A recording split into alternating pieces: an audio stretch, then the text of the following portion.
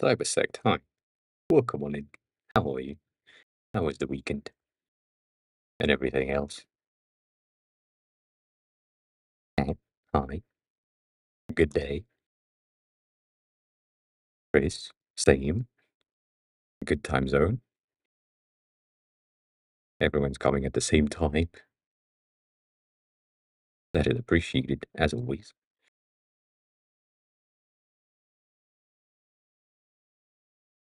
I see. I see. Have fun with that. I mean, you know. No, I know. I almost said that sounds kinky. I should have. I should have. You're right. I agree. I agree. But I didn't. I didn't.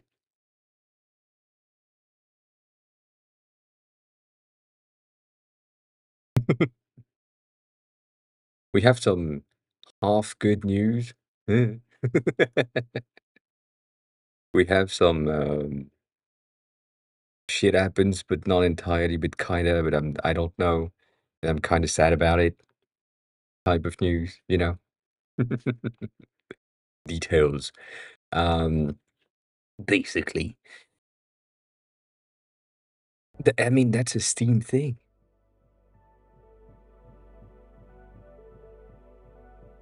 But I mean, what are you trying to install? That's the thing. That's the thing. The thing, you know. Still, huh? We'll call it. So this thing, right, that I kind of worked on, still, I'm working still on unsure about the fucking navigation at the bottom. Anyways, I did something where, like, oh, that's interesting. The navigation has a bit of a inertia, which is a bit better. So that's good. And it has that tiny dot that you might be able to see on stream. I don't know. It's kind of subtle. It's really at the bottom in between the navigation bar and the selection right there. Well, it changes based on the scroll position. So if you are here, it's just like transparent-ish until you release your finger. And it's like, oh yeah, that's where you want to go. So that's the first thing that I kind of did. It's kind of fun. It's nice to also have like this ability to take the thing and just send it the other way, other than anything else. But so far it's just a testing. It's not really good. It works half of the time, and it's okay, right? It's okay. But I added this thing in the middle, which is absolutely not accessible right now. That is the point. Um, in the middle of the screen, right at the top of the list, and it just let the user define, oh, I just want to see the cafes, and I don't want to see, or I just want to see the nightlife stuff, and that way you have like a bit of a pre-selection, also the list pre-select itself, which is pretty good. Nonetheless, that's a good thing. However, I think the navigation, as good as it is, it's gonna go. It's not it's not good enough. It doesn't do everything that I wanted to do, and specifically, that and that don't work together with the curve navigation at the bottom, because it is roughly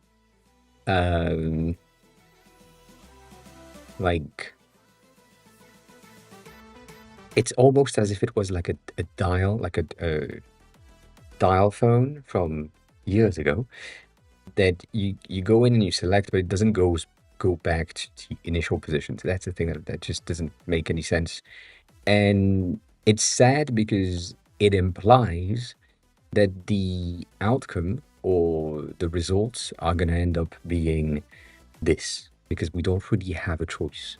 It's going to need to be a list with all the places, with the filters at the top and a bit of a search, and the ability to open the map, which I think I'm going to do the opposite. I'm going to do open the map with the filters and maybe potentially open like the list and the filters, and then your favorites, which is your bookmarks, and then your profile, which pisses me off because that already exists to an extent in terms of this app design. And then it's going to be something similar to this as well, where if you tap on something in the map, it's going to open the place detail at the bottom, like it already does. But it feels so boring, and that's why I'm sad about it. Because this navigation right here, with the thinking of how things could go and how you can just navigate through stuff through like a rotary navigation, is interesting, but it's also not that intuitive or UX wise good. That's why I'm like, yeah.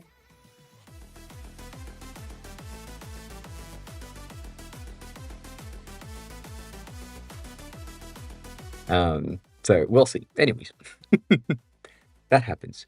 I wish Denny was here right now, which is never gonna be the case. Like, I don't think Denny can be here on opening day or opening time.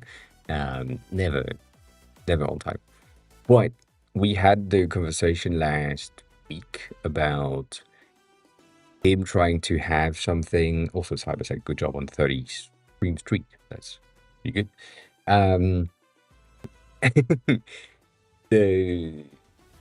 He wanted to have something that would generate invoices based on time passed, track time based on his time that he's spending on specific apps, and basically just either automate the generation of invoices or let him create an invoice manually through like selections, but that's what pisses him off.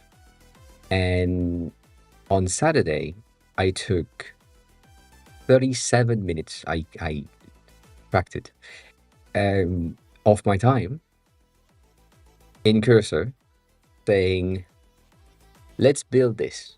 And now I have a functional native-ish running natively macOS, Windows, and desktop-ish website that tracks your current like in-focus app, the time that you spend on it, the tab that is selected. So if you're on Figma, tab A, it tracks tab A, not tab B.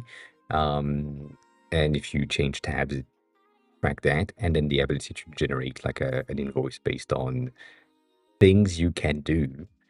As in, these are my services. I have the list of the design services as a default because he's a designer, I'm a designer. It makes sense for me. And that took me 37 minutes. And it works. It works on my machine. It doesn't need anything to be connected to the internet in any way. The security is pretty good. And it's just a time tracking thing. So again, based on what we had a conversation on with Denny on Friday, basically any AI assistant thing that exists would give you similar results. So that's pretty good. The UI of this thing that I built is the most Material U thing because it's built on Android Studio. Obviously, it uses the basic things, but you know, like that's 37 minutes. Anyways, details. Other than that, not much happened, sadly. I had so much cakes on Saturday. I came back from my Japanese class and my bakery,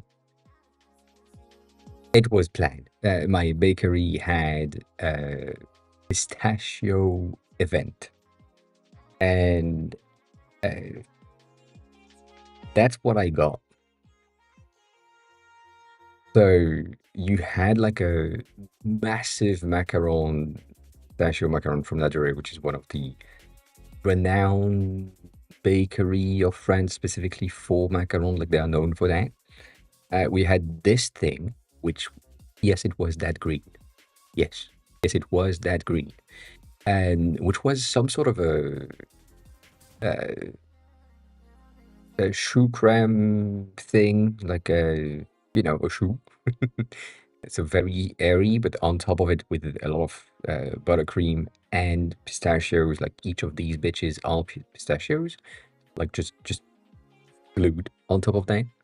This was pistachio lime, kind of orange flavor in the center, I think. Orange or mango, I forgot. It's been like a day, I forgot already. And it was pretty good. And then this bitch at the back was uh, the most delicious thing they had, what they have made in the past, I don't know, few years. However, it was the worst to eat, but it was so good. This was like almost like a whipped cream of pistachios. So infused whipped cream pistachio with pistachio butter, so very heavy in the center, and something with, I think, um, like an orange tangerine center. That was really, really good. But the sad thing about that is that the bakery had the pistachio event on Saturday, and that's it. And I will never see these again in my life, and I'm so sad about it because they were good. But yeah, other than that, not much. Not much. I just worked on stuff. The GAN app, does it work? It worked. Nice. The GAN app is currently in fix. It turned out, also I just glitched. It turned out that the streak tracking was broken to an extent, like not entirely, but kind of broken, as in I had put in place a grace period so that if you forget to practice on any given day, you don't lose your streak. That was the initial thing. However, the way that I put it in place is I set 24 hours instead of 48 for the amount of time that you need to practice in to kind of retain your streak. And therefore, if you forgot a full day, you kind of basically lose your streak immediately, which was kind of bad. Survival. Fine, we'll go in. And so I fixed that by implementing the 48-hour period, saying that if you don't practice for 24 hours, but you practice in the next 24 hours after that, you're good and you maintain your streak. But for some reason, right now, it doesn't work. But that I'm trying to fix that. It's really sad.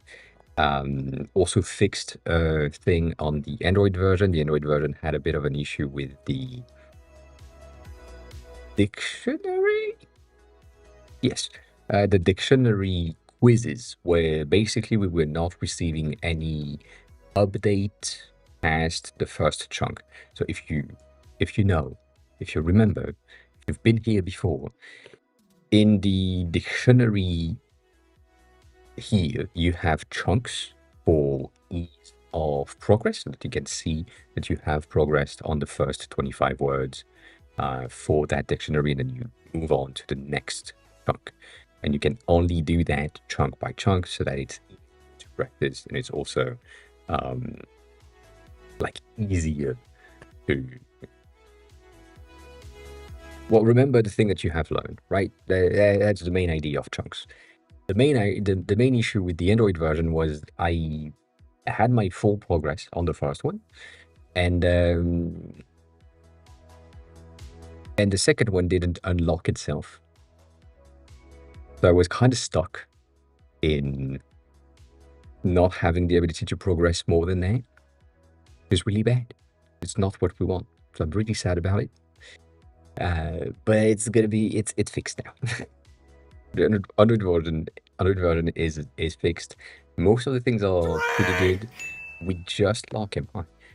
We just don't have, or still don't have, the conjugation questions, which I don't figure out on Android. It's really sad. I wish I could. I can't.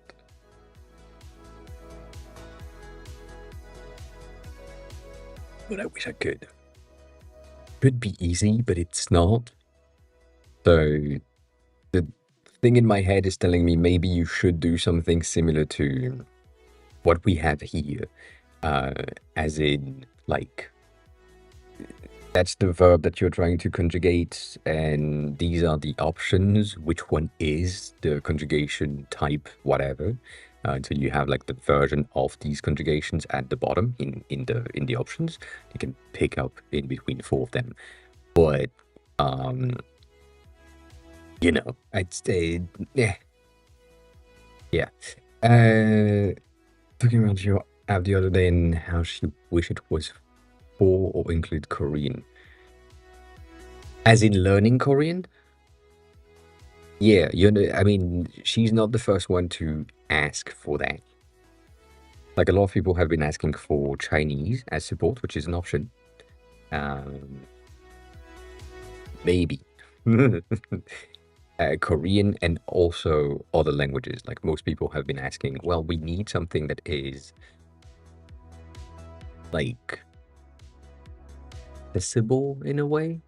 The main issue that I have with that is you don't have the ability to get, like, let's say you're learning German for some reason. I don't know. That makes no sense. Like, what do you have here? The Roman alphabets, which you already know, because it's the same as English, or maybe with the specific characters like the umlaut or the S, the one that looks like a B, but it's a S. I forgot. It's been a while. In there, but you basically have like four characters that you don't know. So this page doesn't work. If I go into kanjis, which is basically verbs or words, like single letter words, I can't have another language used here. However, Korean could work. It is limited in the terms of the characters because you only have the characters themselves. It would be good for the radical section and the character composite, which, you know, like, well, specific words. But then it doesn't work for this. I can't do that. Is one of the key part of conjugation. Like conjugation don't work the same way in Korean. That's why I'm saying Chinese could. Maybe, you know, because it has like the same base, because Japanese is based on Chinese. So there is a base that work. But yeah. Yeah, I know.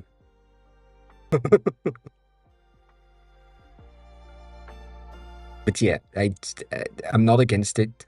It's just already I have a bit of a hard time convincing myself, or not convincing myself, but like letting myself have the translation of the app. Like the fact that right now I have potentials that are others than the language that I know. Like I know French for some reason. I don't know how I did that, but I know French for some reason. And I kind of know Spanish. Like Spanish Italian is similar to French, but not entirely. In Portuguese, I have no clue. In German, I have some bases, but that's about it. Thank you.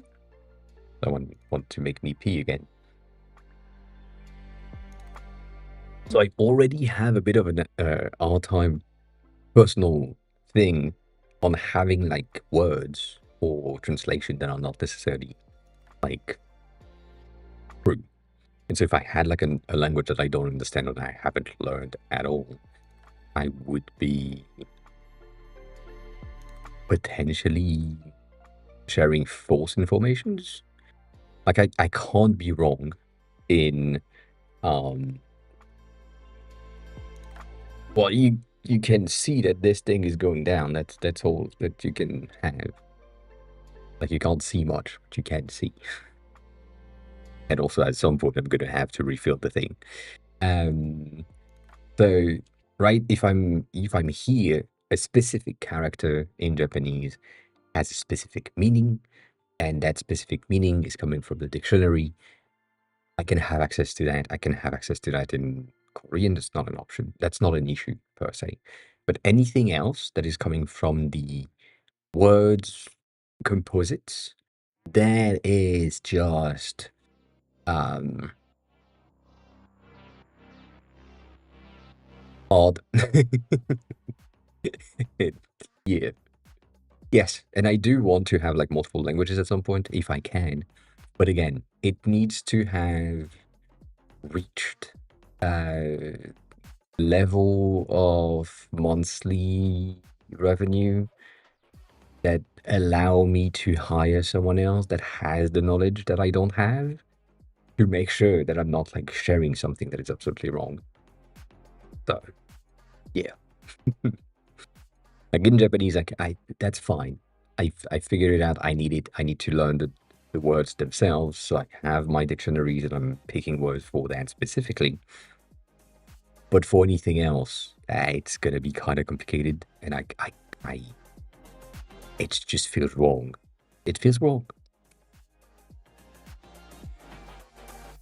But yeah, the thing is, side note, by the way, um, this bitch of a navigation right here that I took 3 weeks to figure out.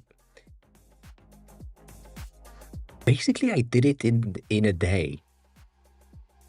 Here, it's not exactly the same. Like specifically, if you are here, it kind of looks the same. I guess maybe if I'm in light mode, you can see that better. Um, it is basically the same. It's the same display. It's the same setup. It's the same placements. However, they are perfectly placed where I need them to be, and I don't have a selector that navigates through the screen. I just have the tabs. And this one took me 2 hours,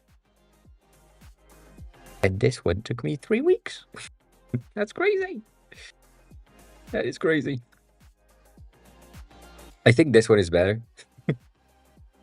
And I'm gonna admit something. I think it is better on Android as well compared to the iOS one. I know, I know. But the transition is a bit more fluid and a tad more natural. However, it is fully broken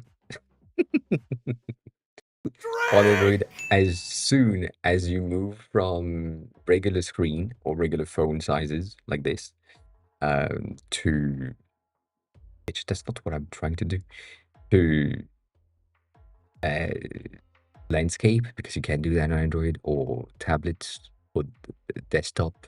It's gonna stretch. It looks like shit. Sad about it.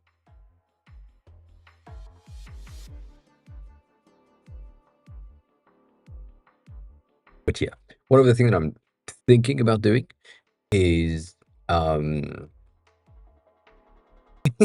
you can't do that. This is the third one of the day already.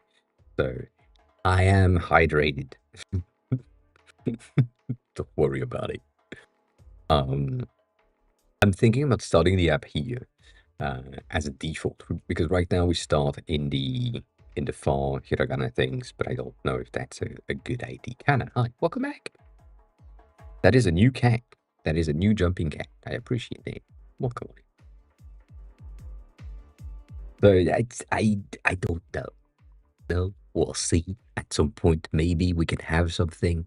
But yeah, I again, you are not the only one that have been not requiring, but asking if at some point I am planning on having like more languages supports, which I kind of do. But then again, yes, uh, I need like 100x or 1,000x the amount of current users that I have, and only then would I be able to have like really add more languages. But in the beginning, I can't do that. I could do something for French, like learn French, which I don't want you to learn French. Oh, I want the French to die. It's true. You heard nothing. Have you played GTA 4? Maybe. I don't think so. Um,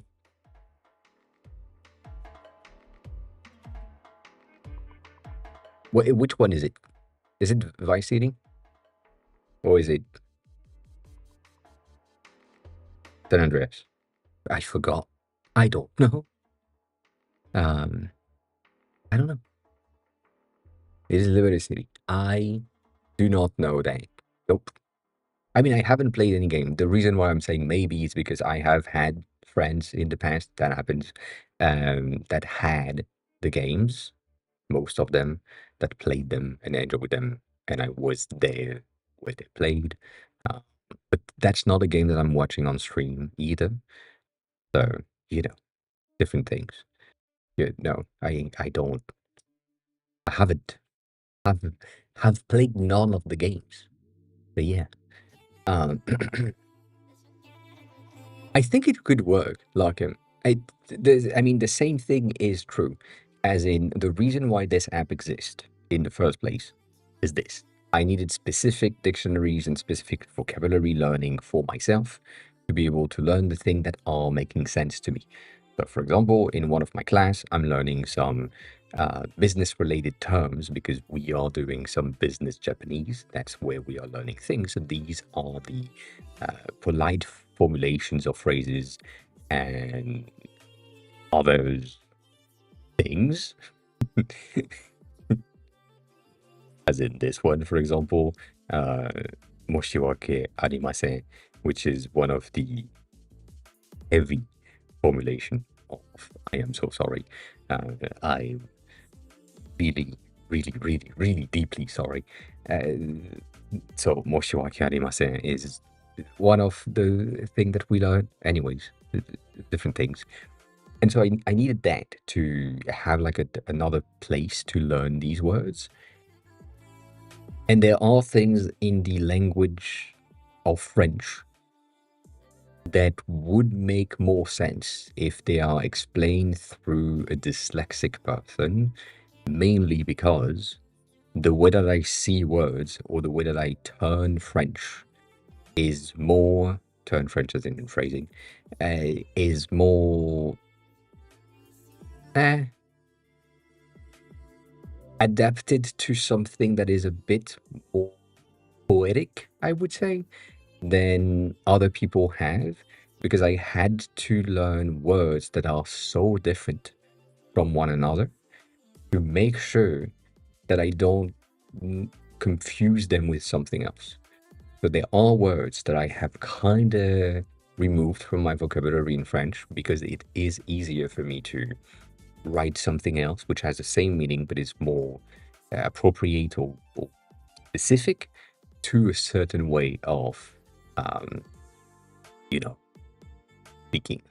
That's something. It's the same thing for people that have like a stutter, where they know that the words with specific letters or specific letters combinations make them stutter. So they kind of remove that from their vocabulary, and it's the same thing for me. So when I'm writing things, I usually tend to have like a writing that is a bit more poetic-ish to an extent. Like there are some rhymes here and there. It's one of the reasons why I can do some puns really quickly with different words that I have, like some IDs for names for apps or products really easily because my brain can take like one part of the word, one other part of the word, mix it together, see if it works. faster than most people. Nonetheless, it could still have like a huge benefits for someone who's learning like a language like French for some reason. To have someone that has a greater vocabulary knowledge than a regular teacher that is following the dictionary and following the curriculum of school curriculum, which is the reason for this in Japanese, because I needed something that didn't follow the Japanese curriculum to have access to the thing that I'm caring about. Like specifically for me, like anything that is in nightlife or anything that is in slang dictionaries, like I love to know that holy shit, I didn't know that this was in French. I forgot that Oshakawa, like the first entry here, Oshakawa, is like a mix of oshare, which means fashionable, and kawa from kawaii. So Oshakawa is kind of cutely fashionable. That's an interesting word to know. If I'm talking with Japanese people, it's really nice. And you know, like this one is kind of fucked up because it's the same twice. I messed up on this one. I can't fix it. Um, but you know, like, what do you think mogu mogu means? I mean, you can't really read that, but that's mogu mogu. And that's like a slang. That's the way that you say that you are eating something. So, if you ate well, mogu mogu. Mogu mogu shita. You know, they,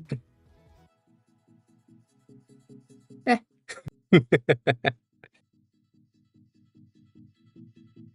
Mogu mogu is kind of chewing, but it's also when you finished eating and you're like, oh, mogu mogu shita. But yes, it is also the onomatopoeia of chewing, you know. But that's interesting to me. More interesting than learning how to tell someone that they need to go to the right after 200 meters, because that's what we're learning in school right now, for me. What I say, hate that. But you know, like that's fun. That's fun content. That's good thing. So having that for French, for example, could be an option. But yeah, I'm not really not against Korean just because I also know that the this page for Korean would be extremely easy and extremely useful, but it would be I would only be able to have like the initial content rather than anything else. And maybe if I did like a Korean version of the app, I would do like a secondary app. Mainly because right now I wouldn't have the ability to just combine stuff. Not easily, at least. Also, again, the app package is almost 100 megabytes. I think it's 150 now. With just Japanese. So if I have like another language that makes the package like 300 megabytes, that is a lot. I think if it's split it might be better. Might be better. But yeah, why not? um,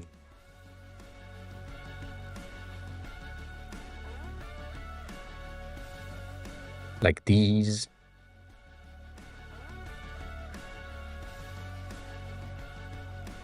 Right? These are the initial things. And I'm guessing your wife already has that, so that there is no need for like this for her specifically. I don't think so. As you said, she wants to get like a bit further deeper in the language, meaning that words and dictionaries and other specifics words, specific vocabularies with intent and specific knowledge would be more interesting than like the basics. So yeah. Um, yeah,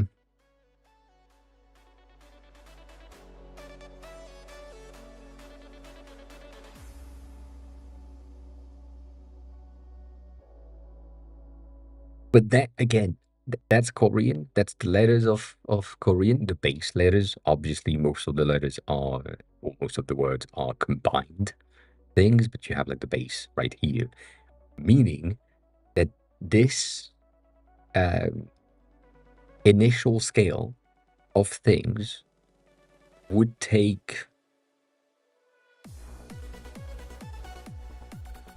4 lines, maybe five here. I don't think that's a good idea. I don't. I don't think that's a good idea.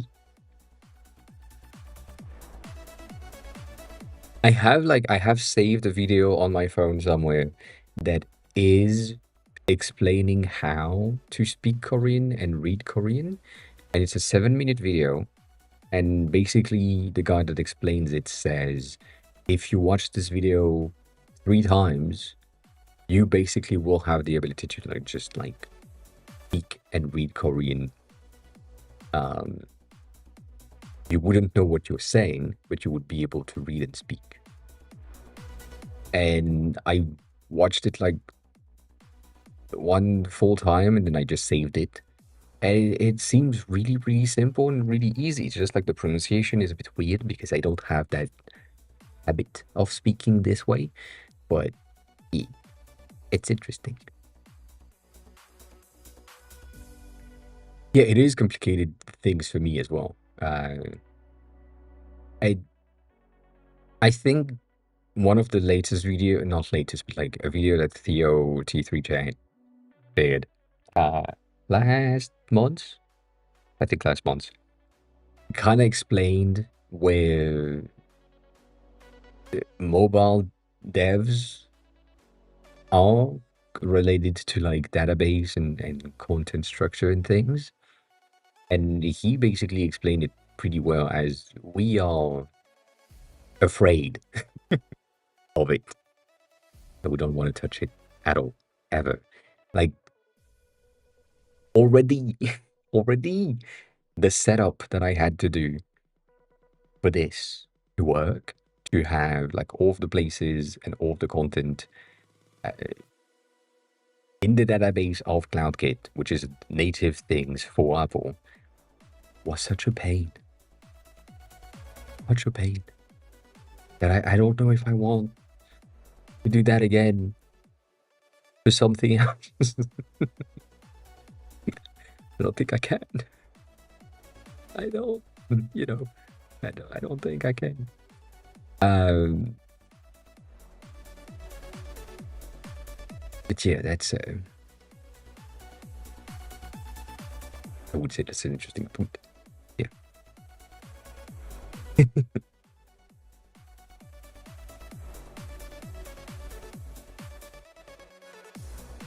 Yeah. I mean, I think if you're working with Korean people and in Korea and specifically for the Korean market, like the amount of specificity that she needs would be business related words, like extremely specific business related words, or extremely specific skincare related words, which obviously that would be like dictionaries for the Korean language because most people that are interested in learning Korean are either into K-drama, K-pop, or K-beauty. Uh, you know, you don't have a choice. So you're learning with the app, you're probably gonna have that. Um, but yeah, so it's basically business. Like she needs the business dictionary and vocabulary to help her to get like all that, which makes sense. But yeah, like all the, you know, I get it, get it. but wouldn't like it wouldn't be in the initial elements probably. Um, so it doesn't change the fact that exactly that, like your wife right now has the exact same need that I had when I built my app. Like I needed very specific language and very specific words to learn to get better into my day-to-day conversation in the specific topics that I'm interested in. And right now she's interested in industry-related, chemistry-related, business-related topics because of business. And therefore, that's the thing that she needs to learn. Makes a lot of sense. Makes a lot of sense to me. Seems like a normal thing. So yeah, I get it. I get it. Maybe one day. But yeah, I've been starting. Yeah, makes no sense. Um like it, it almost kinda been starting about thinking about restructuring again the data structure of CAD specifically to have multi-device management, meaning that when you are on your iPhone and you make progress on a specific character, it's updated on your iPad, for example, um, or something else. I don't know yet. Your other iPhone. Who does that? Me, yes. Uh, but that's something which would imply a database to ensure that I have every characters and every entries uh, stored there, and that could work. But it also means no real offline support, which I'm sad about. So, but as soon as I have that working, yes, I can swap the fucking languages in no time. A good thing. Starting with Chinese, for sure, which she doesn't care about. But yeah, it is the current pain point that I have found for language learners. Um, as in, like, if you have a very interesting, uh, or not interesting, but like if you are interested in a very specific topic for whatever you do in your real life, and then you're trying to learn a language, instead of going through the textbook, you go through your current interest because you know about it. It's going to be easier, faster, and much better for you because you will learn the thing that you know already in your current language and you just transpose. And then obviously there are things that makes no sense and are annoying, and basically you need to go through that to ensure that, like, um, these, for example, like in Japanese, you need to go through that for the grammar, for anything. It's annoying. It takes time, and all that. This bitch right there is the one that I'm working on with my teacher on Wednesdays, and then this one is for Saturdays. But this one, for example, is like a very um, words.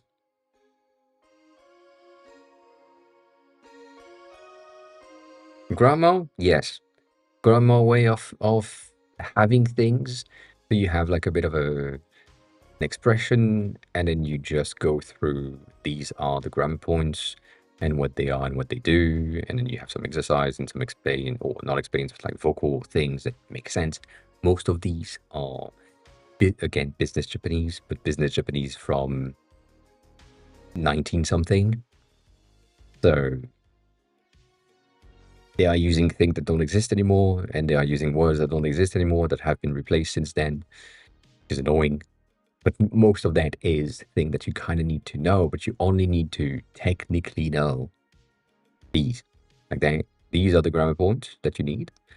And once you have these, and you know that hodo means something specific, or that todo means something specific as well. And you know, like, it's just soda, technically, not soda, soda. I mean, soda is,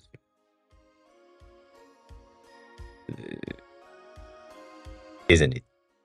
Anyway, you need these. You need these to learn at some point to know like your grammar points to be able to form sentences. But once you have the base, it'd be good. Which is what I'm missing, personally speaking. Like in here, I'm that's the wrong in here. In here, in here, I'm really, really missing something, which is relative to how to use stuff. Like I do have this, where you know that no, for example, is the possession particle or the possession marker, and that um is like useful, but it's not presented in a way that makes a lot of sense yet. I know, sorry. Also, I don't care. I do care, but I don't care right now. I'm more on the vocabulary things. Um, and you know, that's the thing. Do you also have pronunciation audio? Yes and no, kinda to an extent, not entirely, but yes. Does that answer the question? So basically what we have is each of the entries that we currently have here have like a little ear on the side. This is spoken through the text to speech or accessibility text to speech robot voice of your phone, which depending on your phone, it's either good or bad. For example, my Chinese phone, guess what? It's pretty good at Japanese.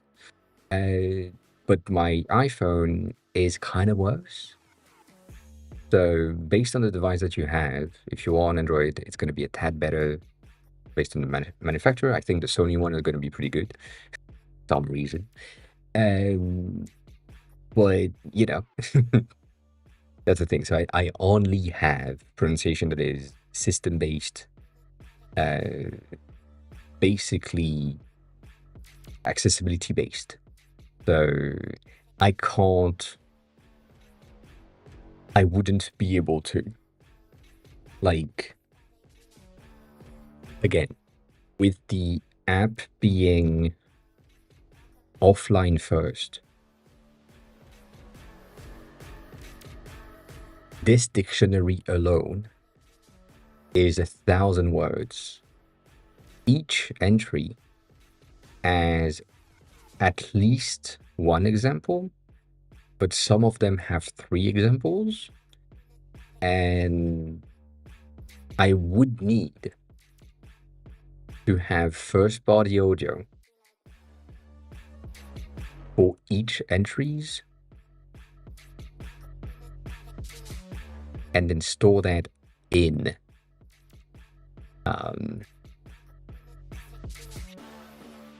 you know, yeah, it could, but again, the idea is when you download the app, you don't need anything else afterward. Like the only other times that you need a connection to the internet is when you're like, I'm gonna buy something, and you buy something, and that's it. That's the only time that I personally need you to have like a connection to the internet to make sure that you have something that is reliable, and then you know that's the only time. The rest is just everything works regardless of regardless of network, which is not something that I can say about Duolingo, for example. Duolingo, if I'm not online, I can't use it. So if for some reason which is usually not going to happen, but you know, I'm on vacation in a different country, I don't have an eSIM, I don't have the ability to get like internet for some reason, I do not have um, like the ability to keep my streak alive for my 1908th day, which is today, uh, you know. I'm gonna lose that because I don't have access to the internet. Whereas for me, if you don't, or if you do, it doesn't change shit. It's still practice and have your streak kind of increased and all that. But yeah, um,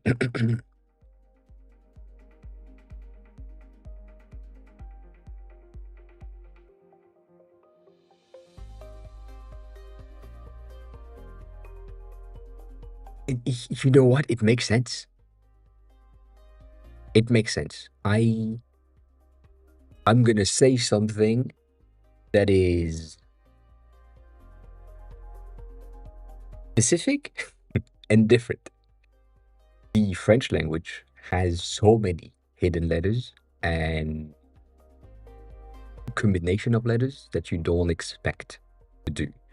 Like, if you come from a different language, some combination of letters makes a specific type of sound, and therefore you are transposing what you know into that, which makes a lot of sense. Japanese isn't. As soon as you understand that the letters are pronounced almost phonetically, so A, I, U, E, O, the first line, that's about it. And then you have ka, ki, ku, ke, ko, ta, si, su, se, so. It is the most straightforward language that exists for speaking. That when you know how to read these letters, which are the initial letters, like these two characters combinations, like katakana and hiragana, and you go into, like, let's say I'm going here, and you have the words and its readings underneath, you have the ability to read the readings themselves. So you should be good. Therefore, here for the word example, you have the word with the kanji and then the reading next to it. So you can read that and say, oh, that's yasumu. That's yasumu. And you would be good and right 80% of the time. Because like that's about it. The only difference, sorry for those of you who are learning Japanese and are further than um uh, further out, there is something that is called pitch accent, and pitch accent is something that says that ashi and ashi is different in terms of how you pronounce the words, and one of them is the legs, one of them is the chopsticks, and one of them is also, like, I think ashi is the same as ashi, which is bridge, and leg, I think they are the same pronunciation. But if you have ame, which is rain, or ame, which is candy, there is a bit of a pitch. It's subtle. It's something that you will hear when you are practicing. What? 80% of the time, if you can read the hiragana, you are kind of good. So that's a good thing.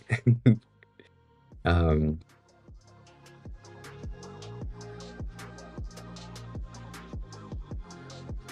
and yes, that's also a thing. So the other changes or differences, I would say, Chris, for the multiple readings, if it's the same words or where you are, is the same. Here, as you can probably see, probably not because it's tiny, but like right there is the on reading and kun reading. So on reading is the Chinese reading, I think, and the kun reading are the Japanese readings. And so right now for this one, which is usually used as yasumu for to rest, can be read as yu in Chinese, but also yasumu, yasumaru, yasumeru. And so based on their usage and based on their combinations, these are the potential pronunciation of that specific character at the top. So if I go into something like here, the day of like this thing is Q jitsu. So it's pronounced Q instead of anything else. And that's the Chinese reading. But most of the time, and that's a different thing, in Japanese, when you are trying to learn the pronunciation and the words, you kind of know that if it's kanji plus kanji, which is the case right here, it's going to use the Chinese readings 90% of the time, 99% of the time.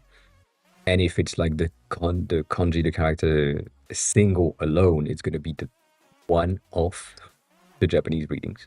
It is kind of easier to get, but yeah. It is possible to create pure audio with pronunciation using AI. However, it will be expensive for now, and it's also going to be potentially inaccurate right this instant. It is like most of the AI models that I've used for text generation that I've tried, they have a tendency to revert to Chinese, which is annoying. But they tend to see the characters and recognize them as Japanese, Chinese, Japanese. And so therefore, sometimes in some pronunciation of the examples here, even systems like the iPhone system doesn't really read the thing properly in some specific cases. Doesn't happen often, but still can happen. So it is feasible. It will be feasible later for sure. We would have like an AI generation of Japanese that is accurate and true, and that is as good, I would say, as what ChatGPT is able to do. Good job. Able to do right now with English, for example, or even with French. Like I kind of showcased to my mom how she's gonna get scammed at some point by me, but that's not me, through ChatGPT. So I just had my phone and said, just let's chat as if we were in the same room or on the phone. And then she kind of thought that I was speaking with someone else. I wasn't. But yeah, right now, not really. The only like language or speech model that exists is 11 Labs, but it's kind of limited. And GPT-4o is pretty good for audio generation, but it's just expensive.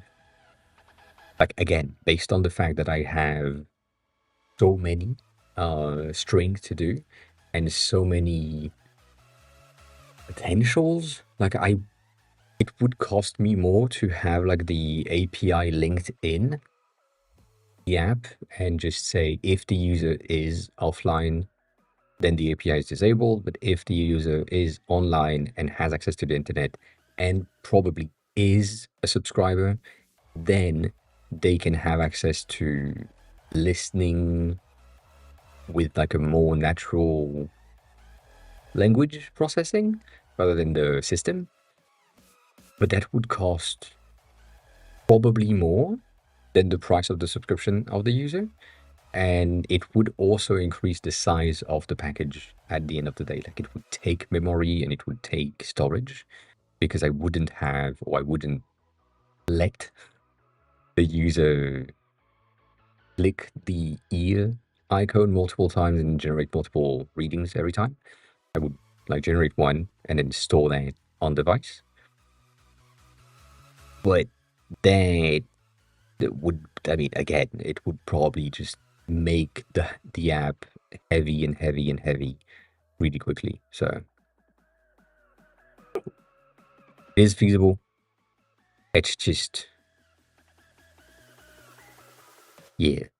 I don't think the API. I mean, uh, I don't know yet. But yes, there is an option. It's just not as perfect as I want it to be. And pitch accent is really, really important. In Japanese, again, as I just said, like ashi or ashi is kind of different. You have like a ton of uh,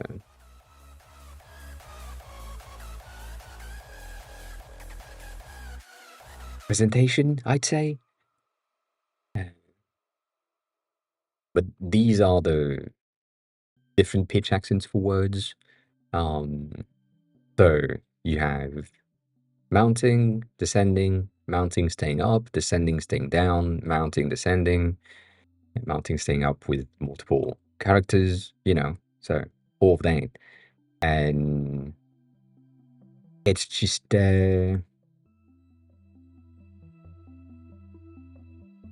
yeah, I would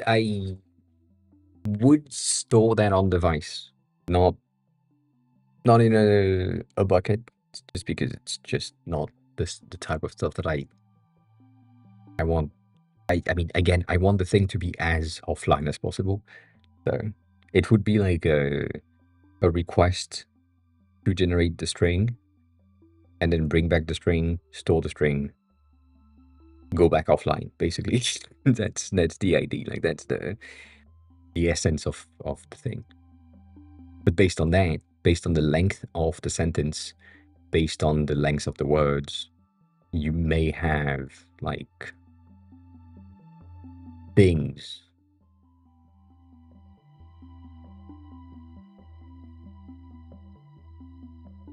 that Momo no Hana. Yeah, Momo no Hana is interesting. Anyways, also both time up on it. So with all of that and the fact that these pitch accents are really important and really useful for learning, um,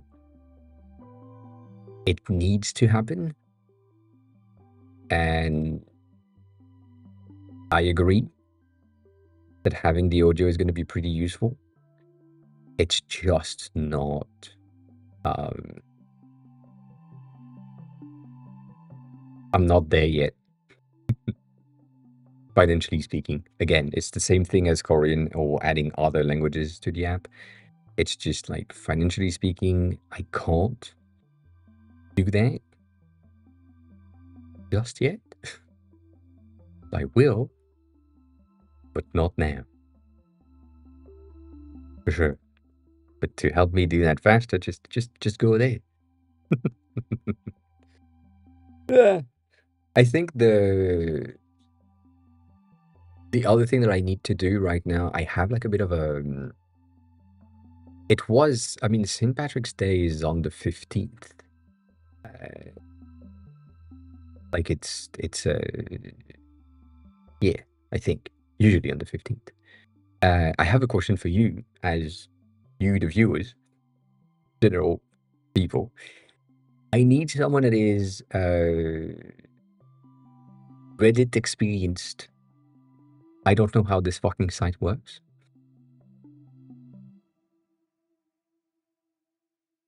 And I don't want to learn. But I know that I would be pretty good if I went into pitch, if I went into the Japanese learning platform or something, and then post like uh,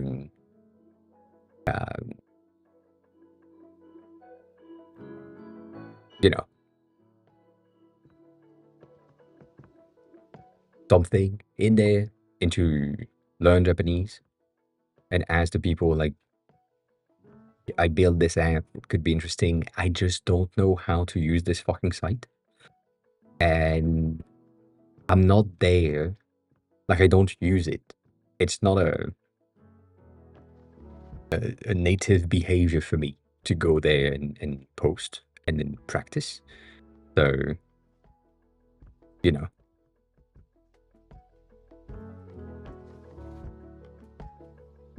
I don't know. If you have knowledge of how Reddit works and if it's good for like sending products or marketing or things, I think it is. I think it is. That's why I'm asking.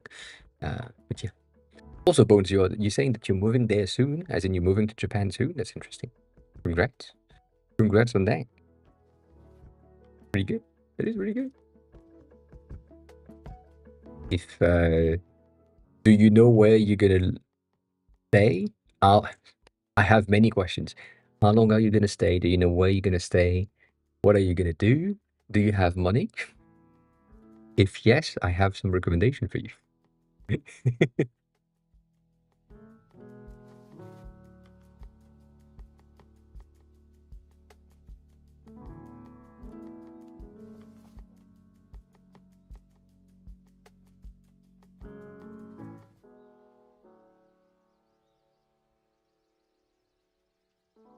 But yeah, I do think um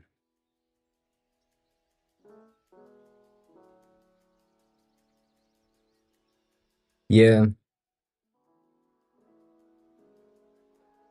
I have sent like a DM to a post to a specific thing, uh, and said, "Can I have built like an app? Can I post that in this r slash something?"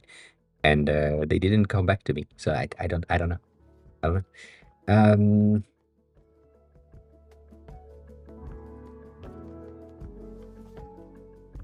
yeah,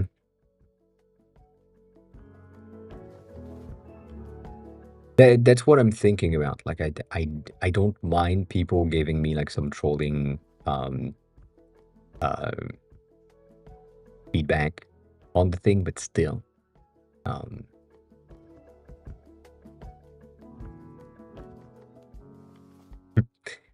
Vote. Thank you.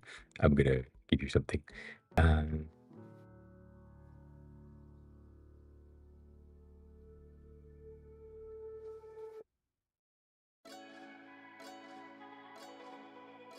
yeah, I don't like to do that, Chris. I recognize it, but yeah.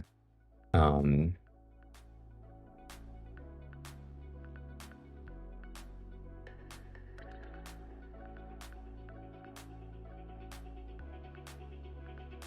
I see.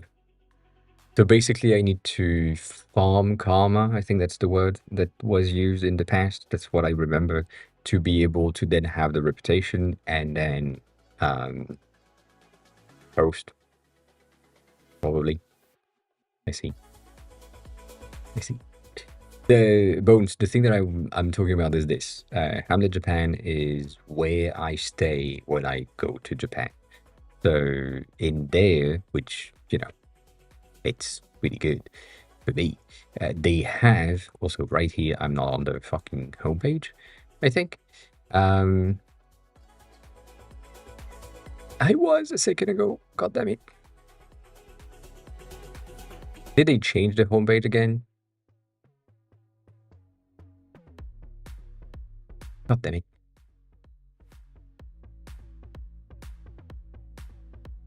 Anyways, this thing, I could have the fucking map. They used to have a map in the center of the website, and now it's not there, which is really bad.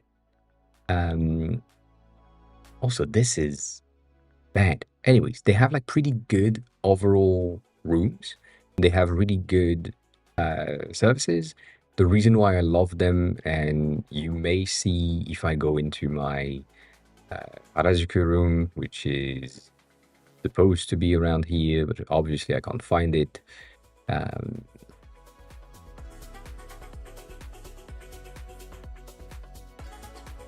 eh, could have been that. Not this one.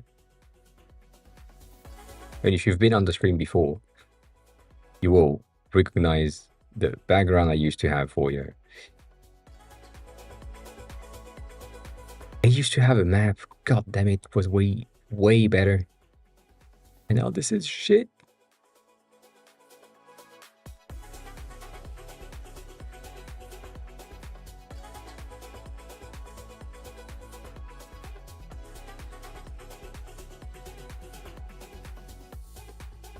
I see.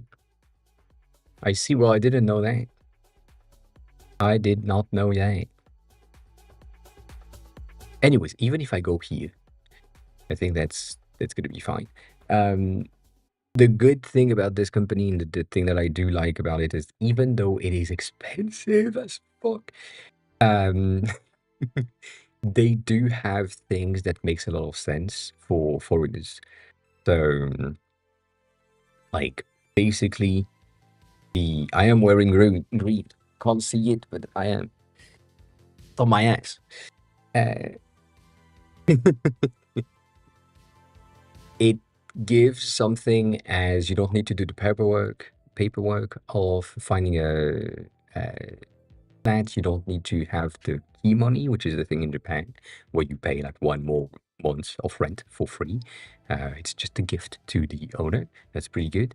And then you have the electric bill, the gas, the water, and the internet that is included in this price, which avoid to have all of the opening a new contract and all these fees, which at the end of the day, if you did with a very, very um, like inexpensive flat, it would be fine. Like it would be a bit less expensive, but just for the convenience and the ease of use of this, I do love them. And then obviously, if you tell them that you come from me, you get a discount, and I get a discount too when I go back. But that's good. Um,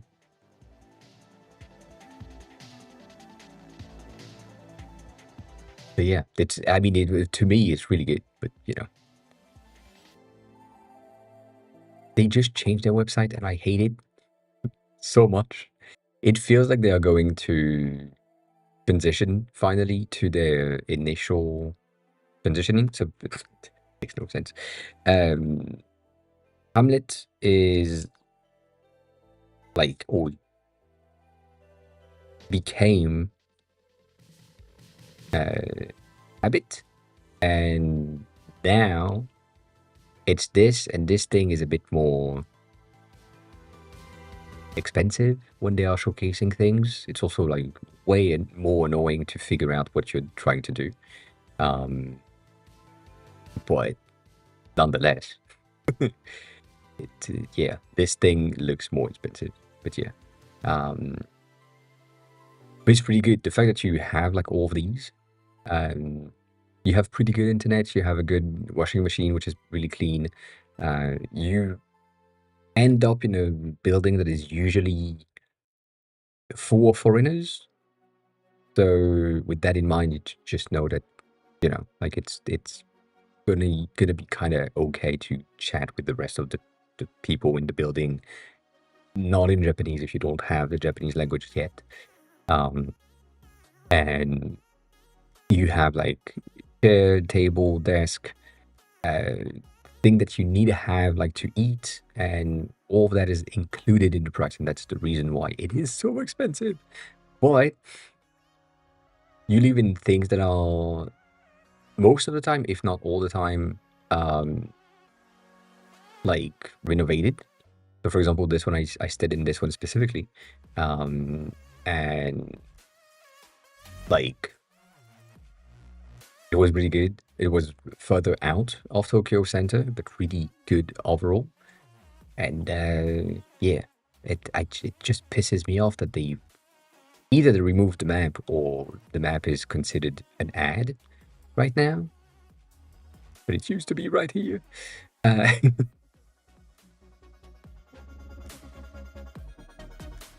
can't see it. But yeah, like basically what they say is this.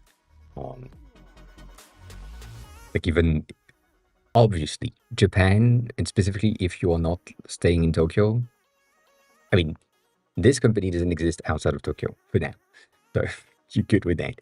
But um, if you stay outside of Tokyo, you have places that cost $100 a month.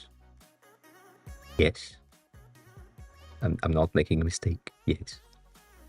You have places that cost like $200 a month. You have houses for $400 a month in different parts of Japan. So that's the thing. But for all of that, you have like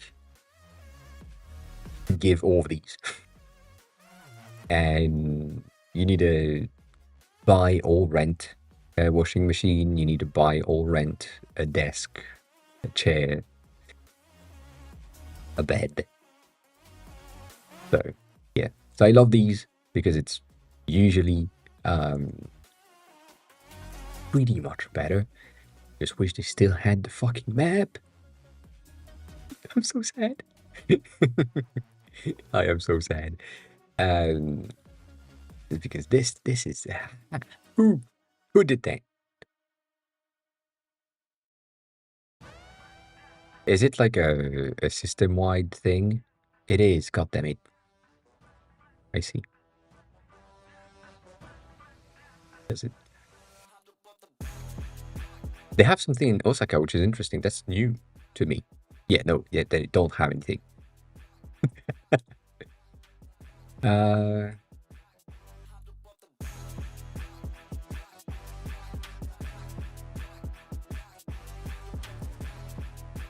but they are really good.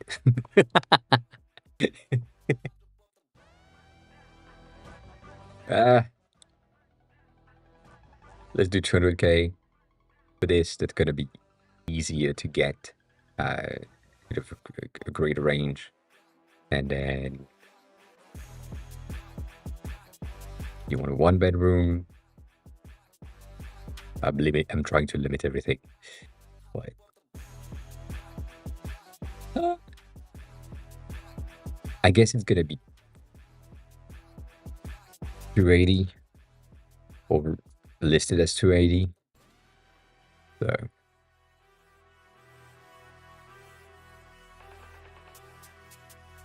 I'm trying. Yes. The thing is, again, we have talked about that before in here. Uh, the deals that you have in Japan for buying a house is not that much of a deal. It seems it could be. Uh, like it's just so sad that the laws of Japan is uh, so much annoying when you buy a property. Like if you buy a house, you sometimes have the right to renovate it, sometimes you don't. And sometimes you have the right to demolish it, but most of the time you don't. So if you buy a house, you have the house, and then it needs to remain the same, and the foundation needs to remain the same. And the only reason or time that you could potentially rebuild is if you have an earthquake, something that is like a natural disaster that breaks the house down, and then you can build something new on the lot that you had, but before that you can't. Which means that you need to weaken your fucking house in hopes that it falls, in hopes that there is an earthquake that is like strong enough to bring it down so that you can rebuild. Um, but yeah,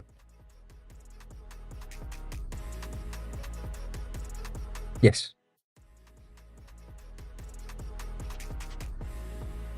I know. I don't know how it happened, but it happened. So yeah, all of that is really overall really good.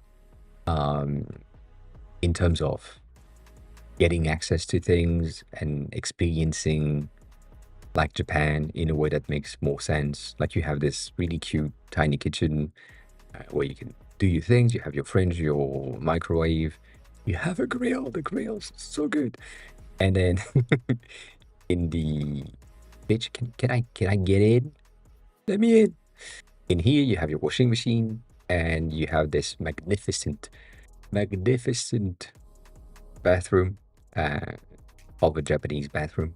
You know, it's all really good. It's really simple. Overall, it works. That's most of the reason why I go there. And you have like a separated room kind of thing, and then you're done. You have a neat view. Apparently, I think. Apparently, I can't go out, but yeah, that's good of a rental place. It is more space than most people have, and then it's me and like that isn't good enough for streaming. I had to rent a desk and an office chair, so I'm using Class, which is uh, good if it loads. I mean, I'm not in Japan, so that's going to be kind of hard to get. But basically, Class is a rental or furniture rental company, so you can have access to things. Let me just translate that so that you can read. I forgot. Um, but let's say you are looking for, you need like a washing machine, and in the house that you have, you can just have that, and you can rent that for 15,000 yen per month. And then could buy it later. Like if you reach that amount spent, then it's yours, kind of thing. That's a new thing that they are putting in place, which I don't care. But nonetheless, like if I need a fucking washing machine right now because I'm renting, I can just find someone or something that is pretty good. Like let's say that this one is cheap, which is the case, and it's available, and I just want that. And that's going into my flat for the time that I'm renting the flat, and then when I'm leaving, I'm leaving. That's basically what I did, where I just took the office things. I took a desk and a chair, and I had that pretty good for the year that I was staying there. It was really nice. Really nice to have at least. So, you know. I don't have a discount though for this one. I only have a discount for the flats. That's more important than the furnitures. But yeah. Um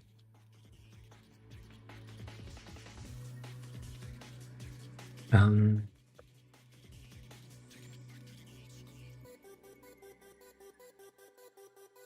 yeah, I also have like a bit of a hard time with really high rise in Japan. Uh, earthquakes, fake buildings like crazy. It probably won't fall, but it's just weird. And if you're not like already used to earthquakes and the shakes that it gives buildings, get one that is kind of low in the beginning because you have earthquakes every month. It's tiny, but you have them like yeah, yeah. Like last year there was 120 earthquakes in 2023, 2024. Or 2023, 120, I think. Um, you know, so you know that yeah. um,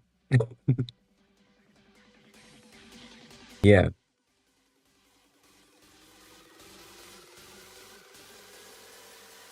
And specifically right now, where you are, there has been like a lot of earthquakes happening. Um, not where you are specifically, but like the country itself.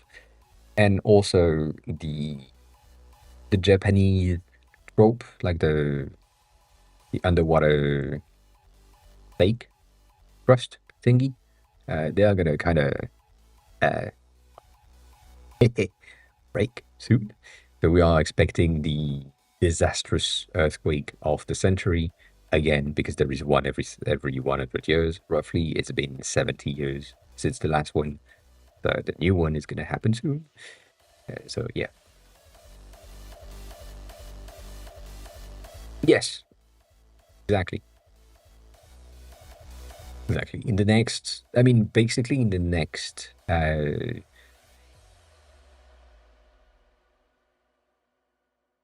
15 to 30 years, which is a lot, but you know. Yeah, earthquake are really be really annoying, at least. But nonetheless, this pretty good. Like for example, this one, which is 170K, which means that this is roughly $1,000, roughly. at the current rate, €4 if you are in euros. If you're not, I don't know. And it's a tinier place. Like it's 25 square meters. But it is overall pretty good. You have like good security. You have a good, you can receive packages. I appreciate that often. Then the building is nice. The room is pretty cool. I have a desk. I have a bed. It's a single bed. I know. Um, you know, good enough.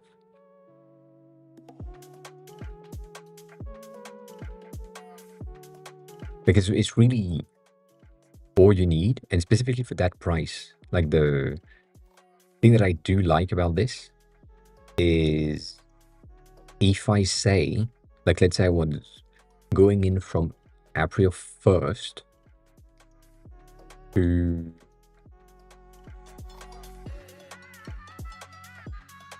like April 1st, or technically March 31st, the next year, I'm staying for a certain amount of time.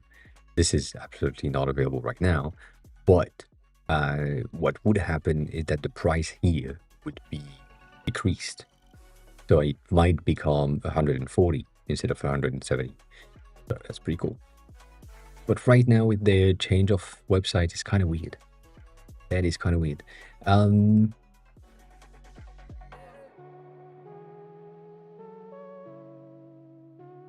Dust is fast growing in Japan, at least where I was. These are brand new places, so they shed less, but they still shed dust. Like it still happened,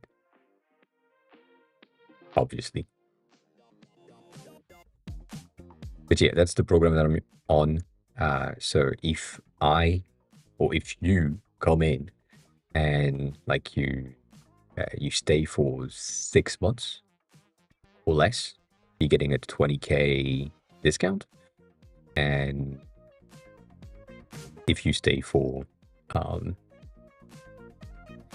like 6 months or more in one of the flats, you're getting 40K discounts, which is pretty cool. And then I'm getting something.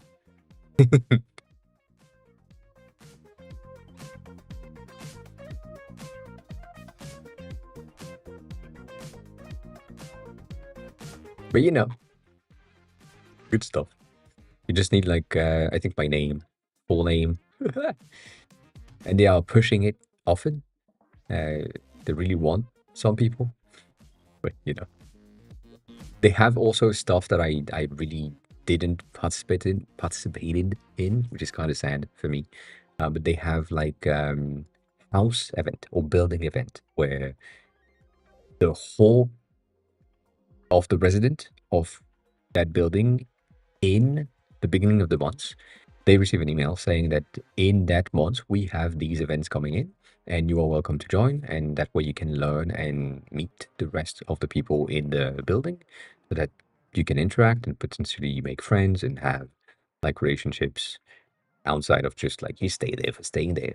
So that's really cool. They have like things with just not open bar but kind of thing. They have culture related events as well that they do often. That's really good to kind of learn, you know, and have like a bit of discovery for the rest of the building. Yeah. Like a building like this is way more my type, just because I can be on the last floor, and if it shakes, it's not gonna move. Not a single inch. It's gonna sway a tad, but it's not gonna fall down because most of them are newly built, as in this one has been opening in December of last year. It's kind of like to the regulation and regulation of earthquake safe buildings. So that's really good. Yeah.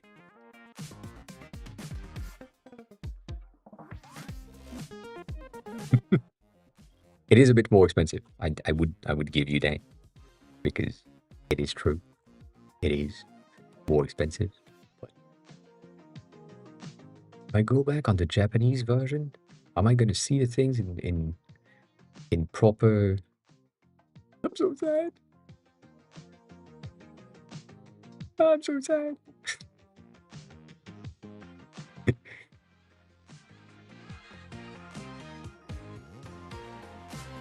The map used to be right here. That's why I'm pissed off.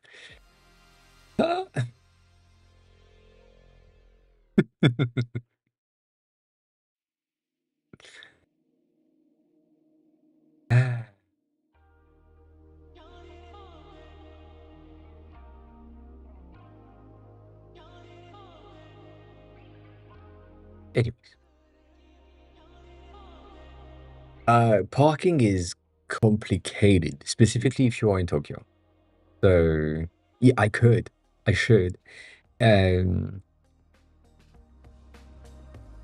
but yeah, parking is really complicated in Tokyo and in Japan, but specifically in Tokyo, you need like a permit to get a car. Yes, that's a license. That's what it's called. But you also need a permit for parking, and then you need to pay a fee to get that parking spots, and then you need to pay a fee to the town hall kind of thing because you have a car, and then you have other fees again um, for no, it is for anything um, motorized, unless it is like their new. Most of the new Japanese people are using the like it's a bit of a mix of a motorbike and an e-bike. Um, I forgot the fucking name again. Um, but these ones kind of thing, these are still considered as um, bikes, but because they are motorized and electric, that you can kind of go faster and go further, and that's not considered uh, as a motorized vehicle. However, they are heavier and wider than regular bikes, therefore sometimes they don't stay or fit in the spots. Like the place that I had in here, I don't think I can find it though. That's the let's just give me the fucking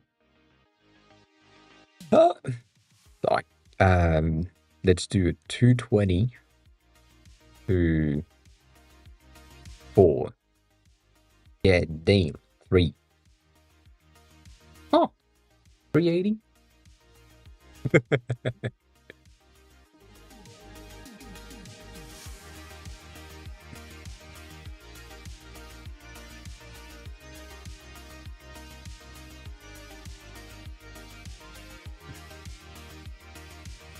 Why are they doing that? That makes no sense. That was my flat. But that's the ground floor. I was on the 3rd floor. We don't really care which one it was. Technically, it's the same house and the same room every time. That's where I stayed. And with this one, you had in that building on the side, you had like a bike holder, um, like a parking bike for, well, your bike, obviously, on two levels. However, you need to pay additional fees again. I mean, Japan is just fees, if you don't know yet. So you need to pay additional fees to be able to get like inside of here. I lived there. Um, but yeah, this one was really good overall. And you have like a big ass bed right here. You can recognize this if you've been on the stream before and you've seen that background on my streams. You have, probably have. Um, but yeah, that's also something that I've done for a year.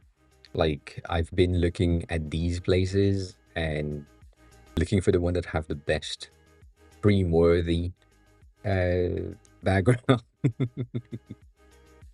So yeah. How often do I go? Right now, I can't go back.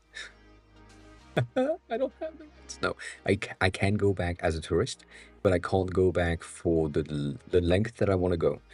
Um, so I need to find a job there to be able to then have a sponsorship and then be okay and be relocated in Japan. But before I knew I had a brain issue, which is the reason why I can't go back as a tourist, I went in October 2022, came back here in January, went back in February, came back here, went back in March, came back here, went back in May, and came back here in May of 2024. So often. And before that, there was COVID in the middle. But before that, I went for the first time in November 2019, went back in December, went back in February, and then I had my plane tickets for March, but COVID happened and then I couldn't. It's sad. Yeah. Would have been pretty impressive, to be honest, because they locked the border on the 15th, and I had my plane on the 20th. So, yeah. If they just waited to the end of the month, um, I would have been stuck there 2 years. That would have been amazing. I stayed there as a refugee. Ah. Yeah. I want to live there. I want to stay there forever. I want to die there. But yeah, that's the plan. Plan is to die there. Maybe. We'll see. We'll see. But yeah, there is also like a lot of things just because the medication that I need to take is so expensive.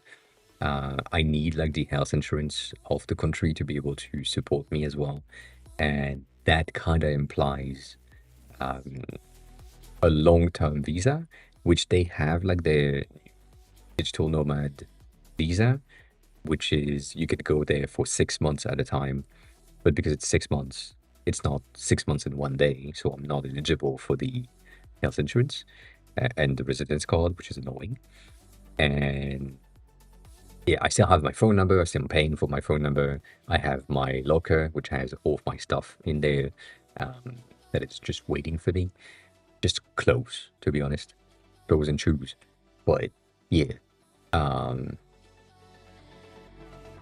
Again, that, Stoney. That's a lot at once. I feel like this is like an automation thing that you're doing.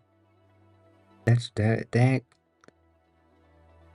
Be careful and not getting blocked by Twitch.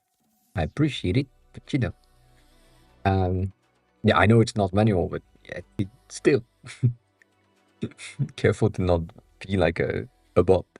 Um,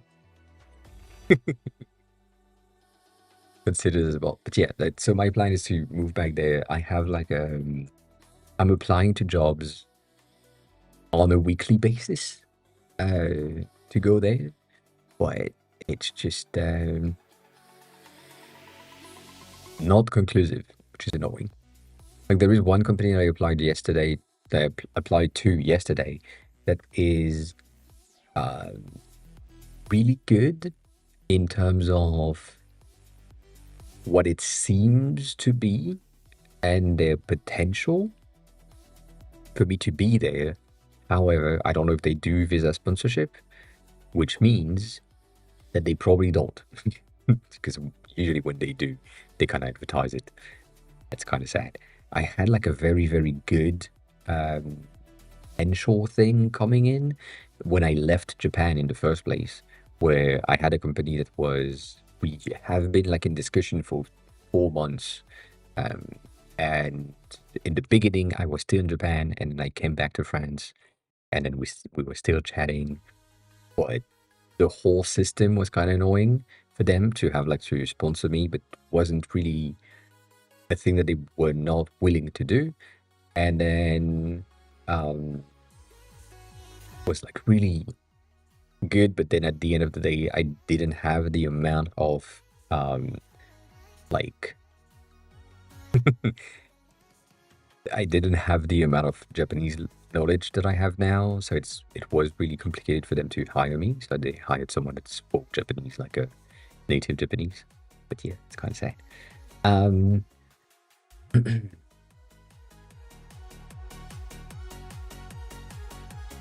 I don't think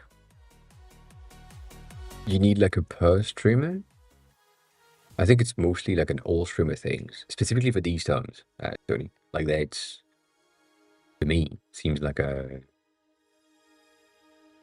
classic thing.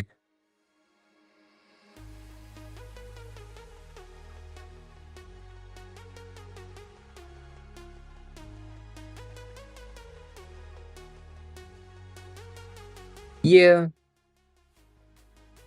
No, I mean like mainly the best viewers or the buy viewers or the get more viewers, like these sentences, like these are all channels. But yes, 100%, like the block termed for specific channels also exist, which I agree. Um,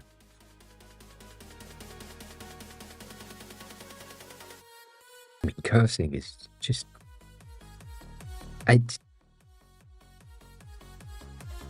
I'm sorry. You use curse words on a daily basis. You you will use curse word on a daily basis, and when you're older, and therefore, yes, my face uses curse words. I know I'm French. I hate that happens. I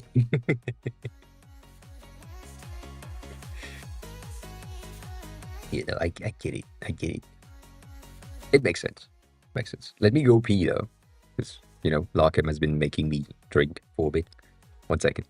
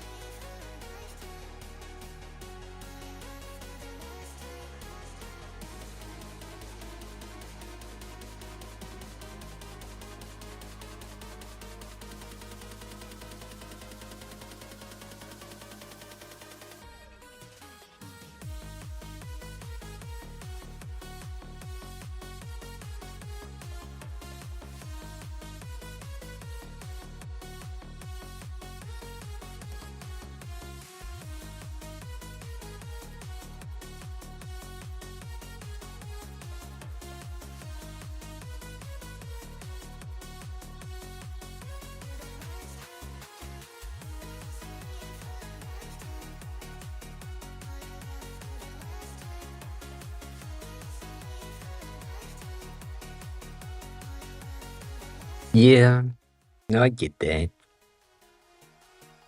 I mean, I don't have a counter on my stream to count what I'm saying. That would be a deterrent for some people. You know, technically, not a thing. People will never know. People would never know.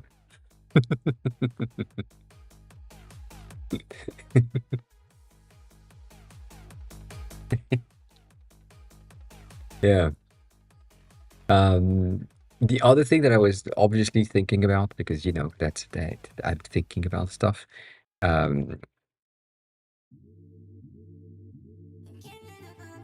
I have never used them, so I don't know. But Weave Leaving is the same thing as Hamlet. I don't have a discount for them, but they do have like a good overall, like kind of places, I'd say. Um, where let's say I want to stay for like 2 months there, and it's gonna be like just double bed, but like just one me. And I'm looking around there. Weave has a bit of a better overall, like um, website design and overall specifications. I guess the next month is gonna be kind of bad. Let me check. May to July. See if I can do that.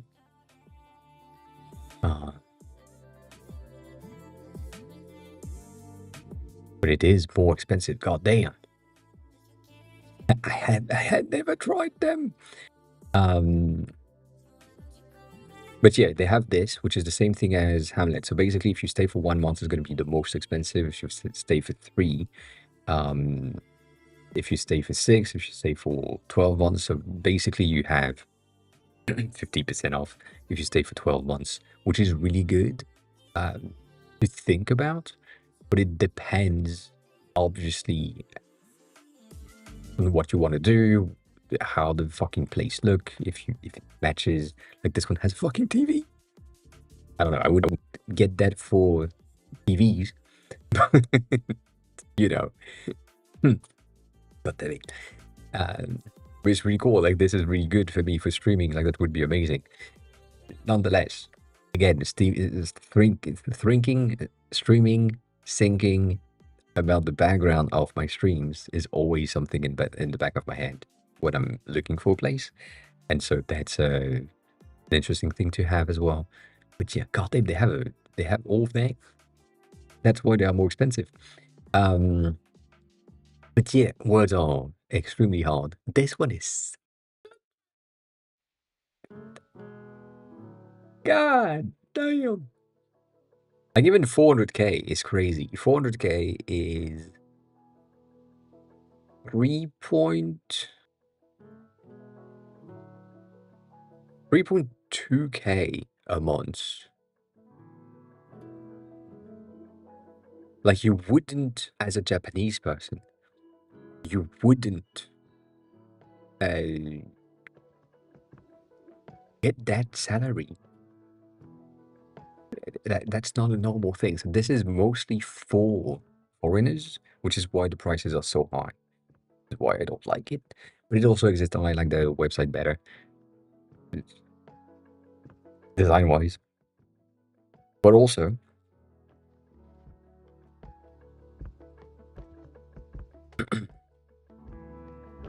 this is renting in Japan. And if I just want like regular house, kind of new in Tokyo Center, I saw that. I'm trying to get that here, Chris. I don't have like a square feet thing. Price. I don't know. Like yeah, I don't really know. I'm gonna say that. Like this one is 40. That's 49 million yen. So that's 300k. 400k.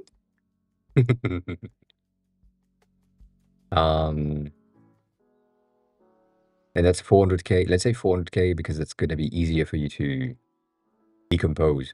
So that's 400K for 43 square meters, roughly.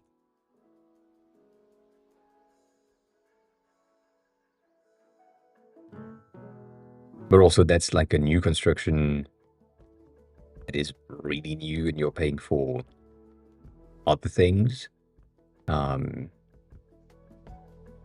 in there.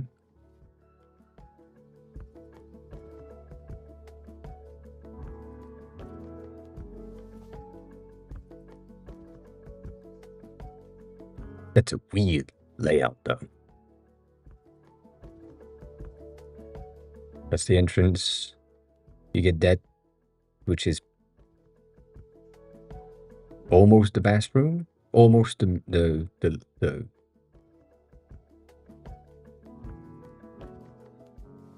bedroom. I guess it's not a name. It's just like this means AR, which means room. A room of 6.4 tatami. 6.4 tatami is like 11 square meters, roughly. Um, Kinda. And yeah, they count in tatamis, which is weird, really different. Like, could Bokuten your Bokuten your jaw. But yeah, you would have like your bedroom here, your toilet there, so that you have access to your walk-in closet and your bathroom in like that department, and then you have like a living room, main room. That could be your bedroom, but office space for me, nonetheless, and a balcony. Um, but this one is they don't really have the price listed, but it's gonna be above the 49 million. So yeah, if you say 49 million for 49 square meters, it's like 1 mil per square meters. 1 million yen is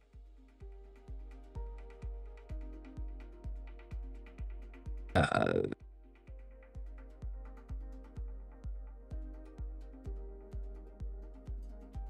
less than 10K. Way less than 10K. It's like six, I think. I forgot.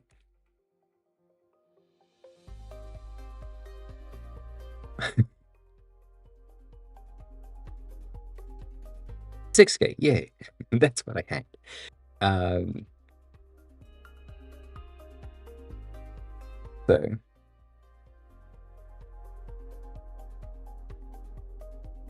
but yeah, that's 6K for regular things, and then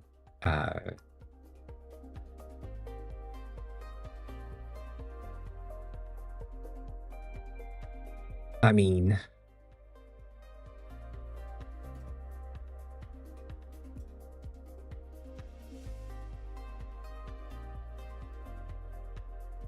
everything is going up. That's crazy.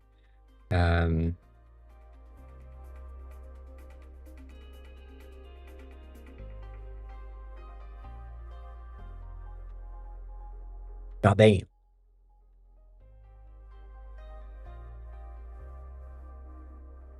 That is a lot for Shinjuku, which is basically where I lived.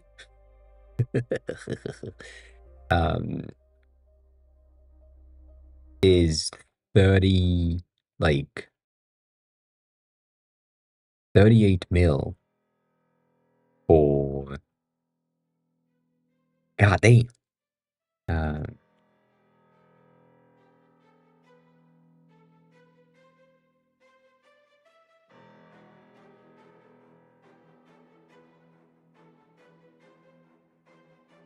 it's 200K per square meters. Hey,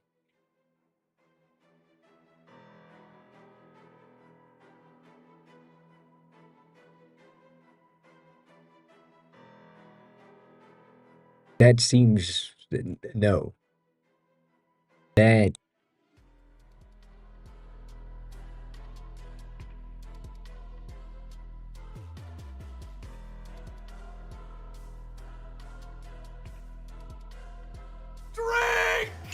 That doesn't seem like I did yet that.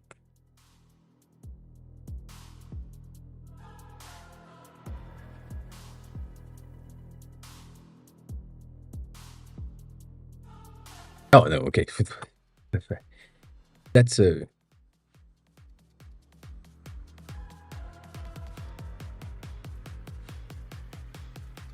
weird thing. Anyways, uh, it seems to be 3 mil. So that. That's still 23K per. Am I dumb? You know, that's still 23K per square meters, which is weird. Maybe that's not up to date. Um, yeah, that seems huge. Maybe this is like for a different type of land, but also it's kind of weird because it's the same thing. Like it seems the same.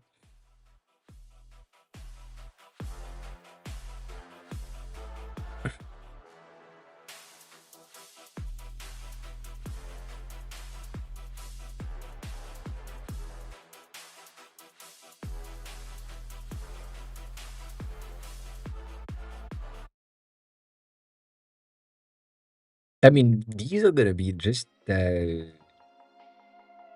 houses, not.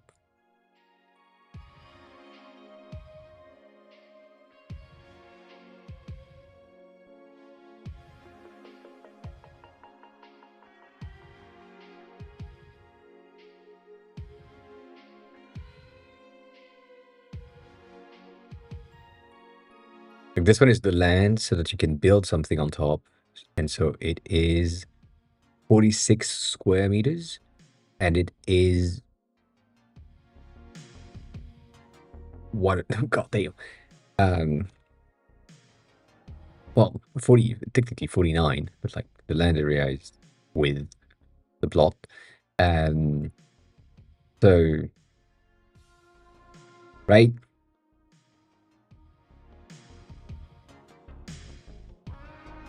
that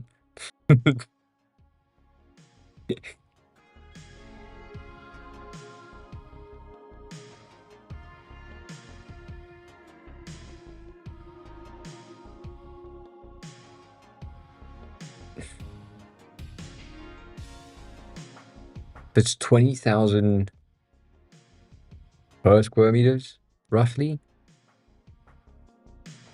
So that's $122 per square meters. Seems more reasonable right now. Still, it feels wrong. I'm sure I made a mistake. It doesn't, like 122 times 46 doesn't give you the same amount that we had earlier.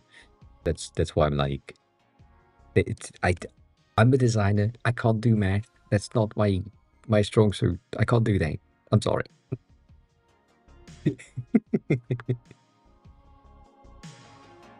Um, but if you go into something that is a bit better, we've looked at them in the past. There is so many places that gives you access to free land. Um, like again, going back to what we were saying earlier with the Akia and the free land that is available in Japan, there is plenty of places that will give you the farm and the farmland and um and yeah, like it's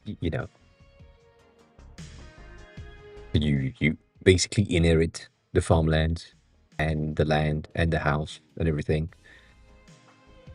But usually when you get the farmland with it and the rice fields and all of that, you are expected to maintain the farming, um, but it doesn't just goes to waste because it is part of the community and all that. But yeah,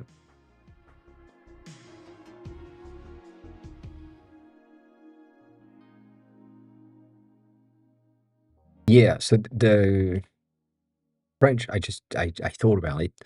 The French is 9K per square meters.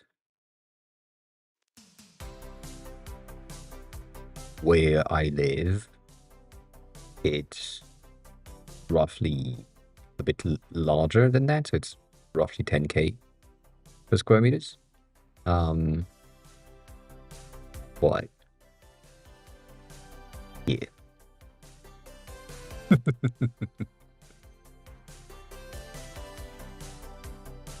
basically, yeah. But then for the renting, it's $30 for renting. So if you don't want to buy and you just want to rent something, it'll be $30 for per square meters. And you know, well, French people, sadly, they still want to do that.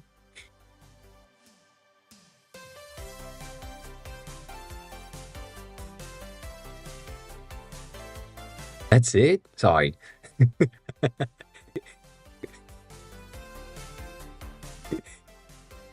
1 second. Need to check something.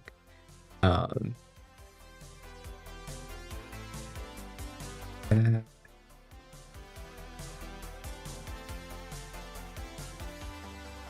I mean,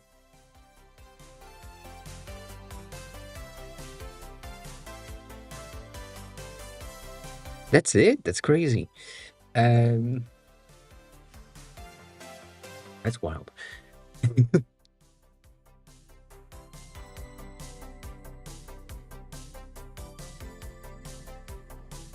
But yeah, this is kind of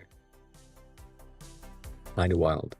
Um, I don't know if we have other things, as in, like if I go to where I lived or where I grew up, it's 2K per square meters.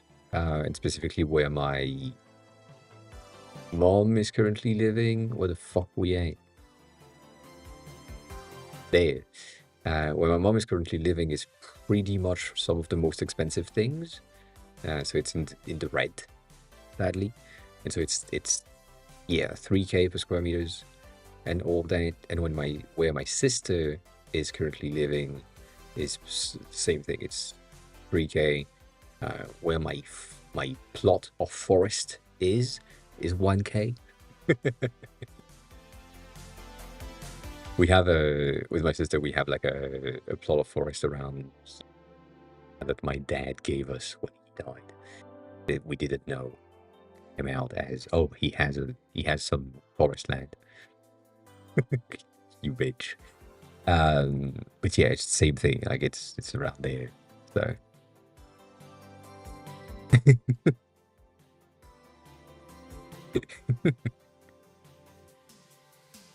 Melbourne is annoying. I don't like it. Um,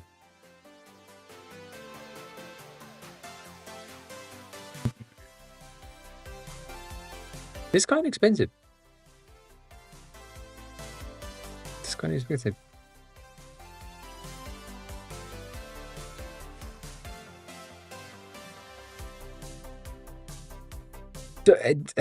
Bones, not really. So the um, everything is not bad compared to Paris. Just don't worry about it. The average salary in Japan is not like, oh, sorry, let me rephrase that. The average rent is not 200K. The average rent is 80K, 40K. That's usually what you have. God damn, this one is FT. Um, and yes, that's also a thing. But yeah, Lyon is kind of the same thing. Marseille is another one of the big one. Like, but it is overall like kind of. Do we have like a France things? Can we check just the France? No. Oh, can we check like somewhere else? No.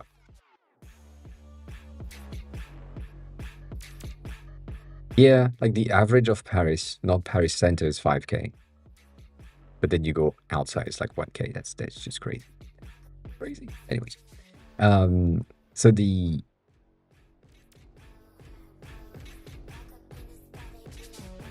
that's gonna be weird. The average salary is 6 mil, which is roughly 300K per month.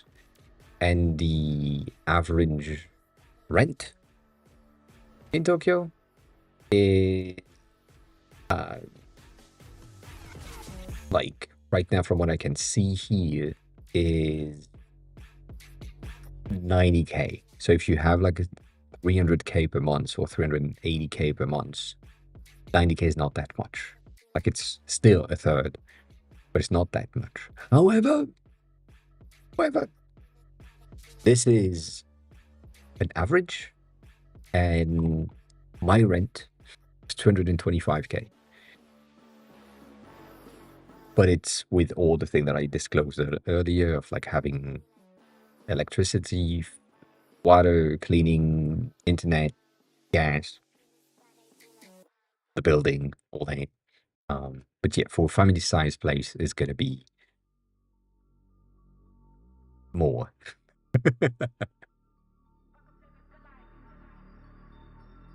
And Chris doesn't have like a family size place. Chris has a 3 family size place, which is crazy. But yeah, like you can have, again, you can have like really, really cheap things. Remember that 160K is roughly 1,000 euros right now. If you're counting in euros, if you're counting in dollars, it's 140K. Um, that is 1,000. So, you know, but like if you go back to some of the things that we've shared earlier or before, the like the rent in Fukuoka, for example, is going to be way cheaper than that. If you don't go in Tokyo, you can have like things that are extremely, extremely cheap. And, you know, it's just better for some people. But yeah.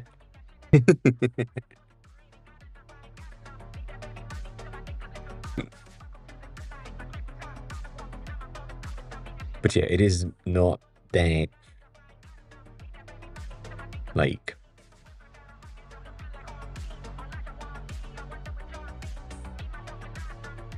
how can I say that? Um, not that expensive in the end. Like again, if you are just renting as a as as as a family and you're renting and you're not using one of my preferred companies, which have all the benefits that I listed earlier, you will get or you will have the ability to get something that is really, really cheap. It's not an issue. Like again, some of the I can find this one, it would be amazing, but I doubt it.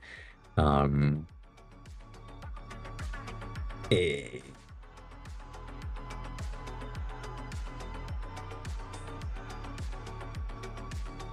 I don't think I don't think I've liked his video. Maybe.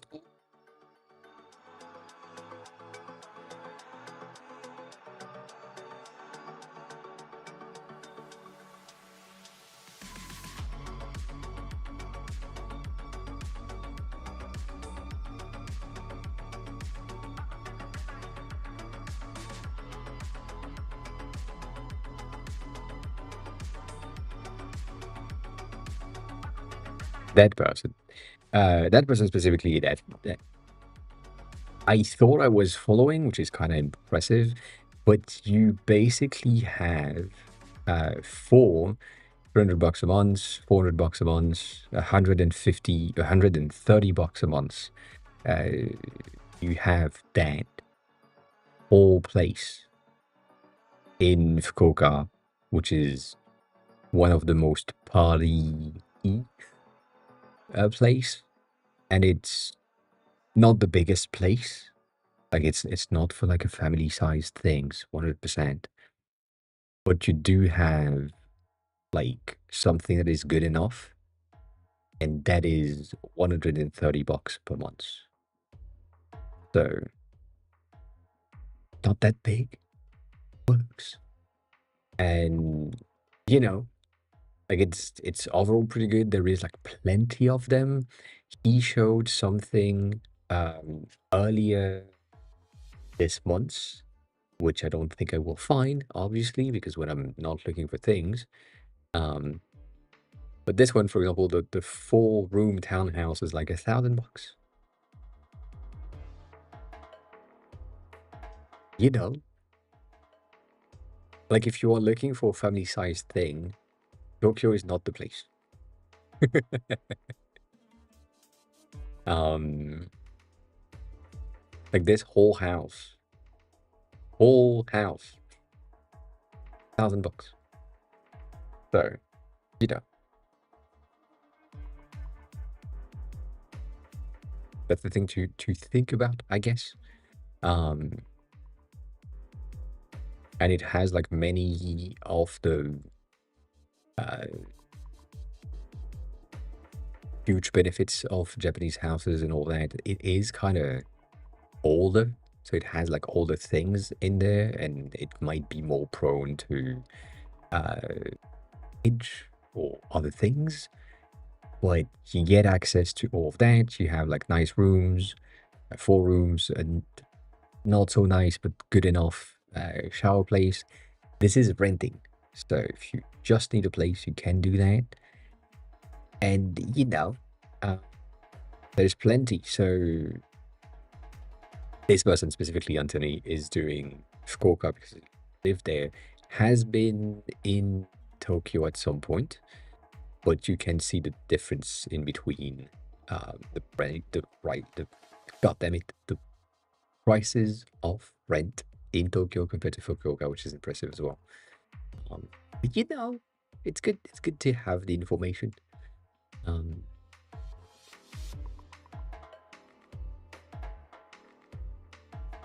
yeah.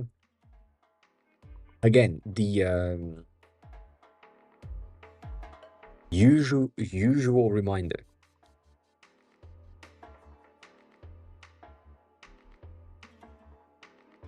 Usual reminder.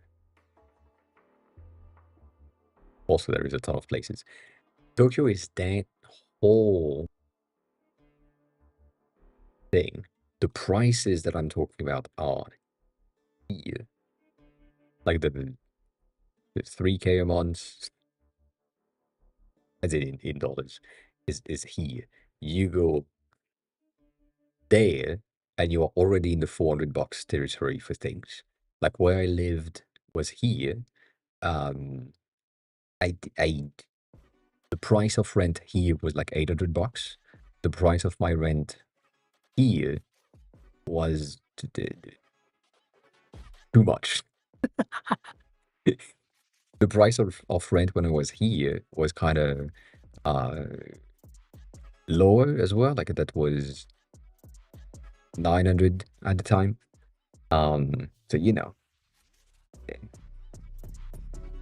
So it really depends. Like Kamata, which is the last place that I stayed at um, in March of 2023. God damn, that it's a long time ago now. This one was really, really cheap because it's way out of the city. But if you don't mind doing like 20 minutes to get to the inner parts, um, you know, um, it's good. And then again, if you just want to live in Yokohama or in the upskirt of Yokohama and to just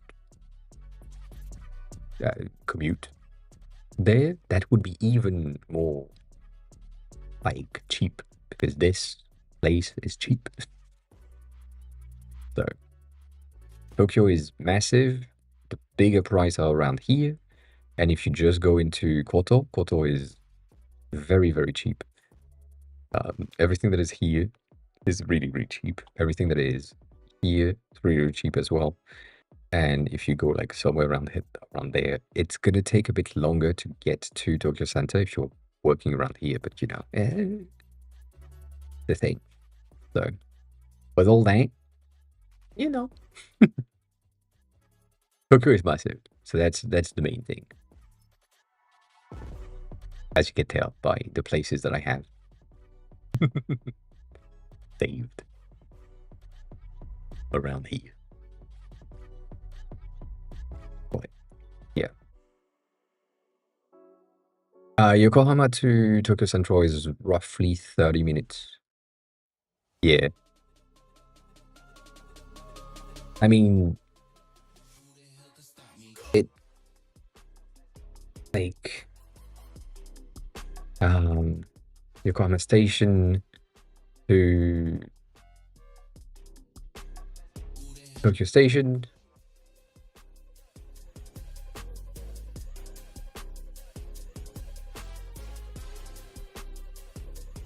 is going to be 40 minutes if it's like exactly here to here, but um, that's by train. In cars, it's going to take you 30 minutes,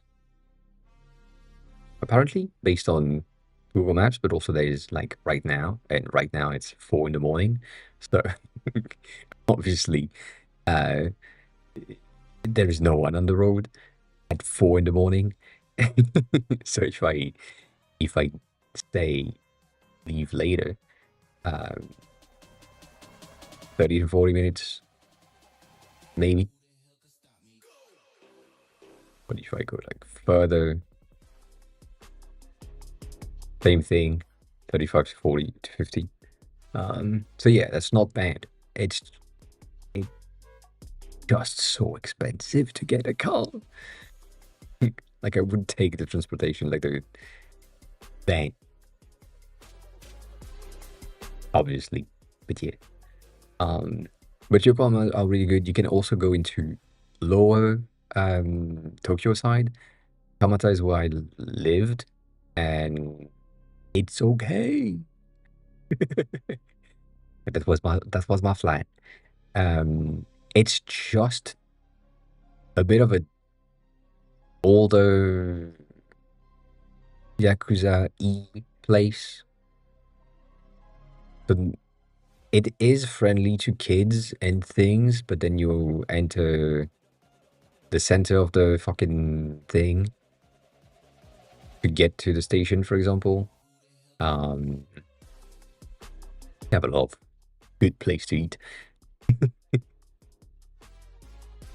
Um, so that's fine.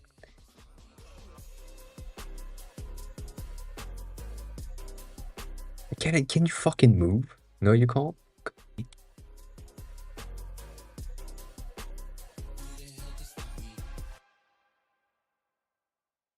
I think that's a thing for you, Chris, because you are probably twice their size anyway. Whereas I don't have that. But yeah, you have the train station around here, which is really good and simple. This is brand new now, has been renovated. Nonetheless, it doesn't really matter. Um, they could recruit you though. That could happen.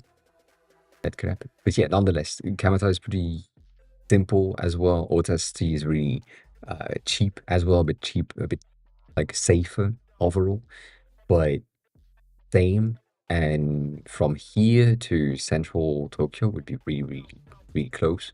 Again, if you have like a work opportunity and you are about to work Tokyo Center, like Tokyo Station still, like roughly, look at things like Koto or like these places beside, um, because these are really, really cheap.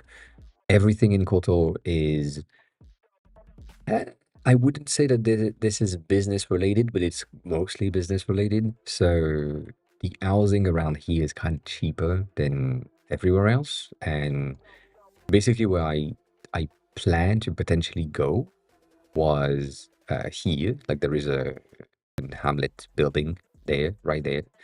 And that is like so so close, so close to Tokyo Station. Like it's just there. There's another one right there, and I kept. But yeah, um, the only option. You enter my territory right there.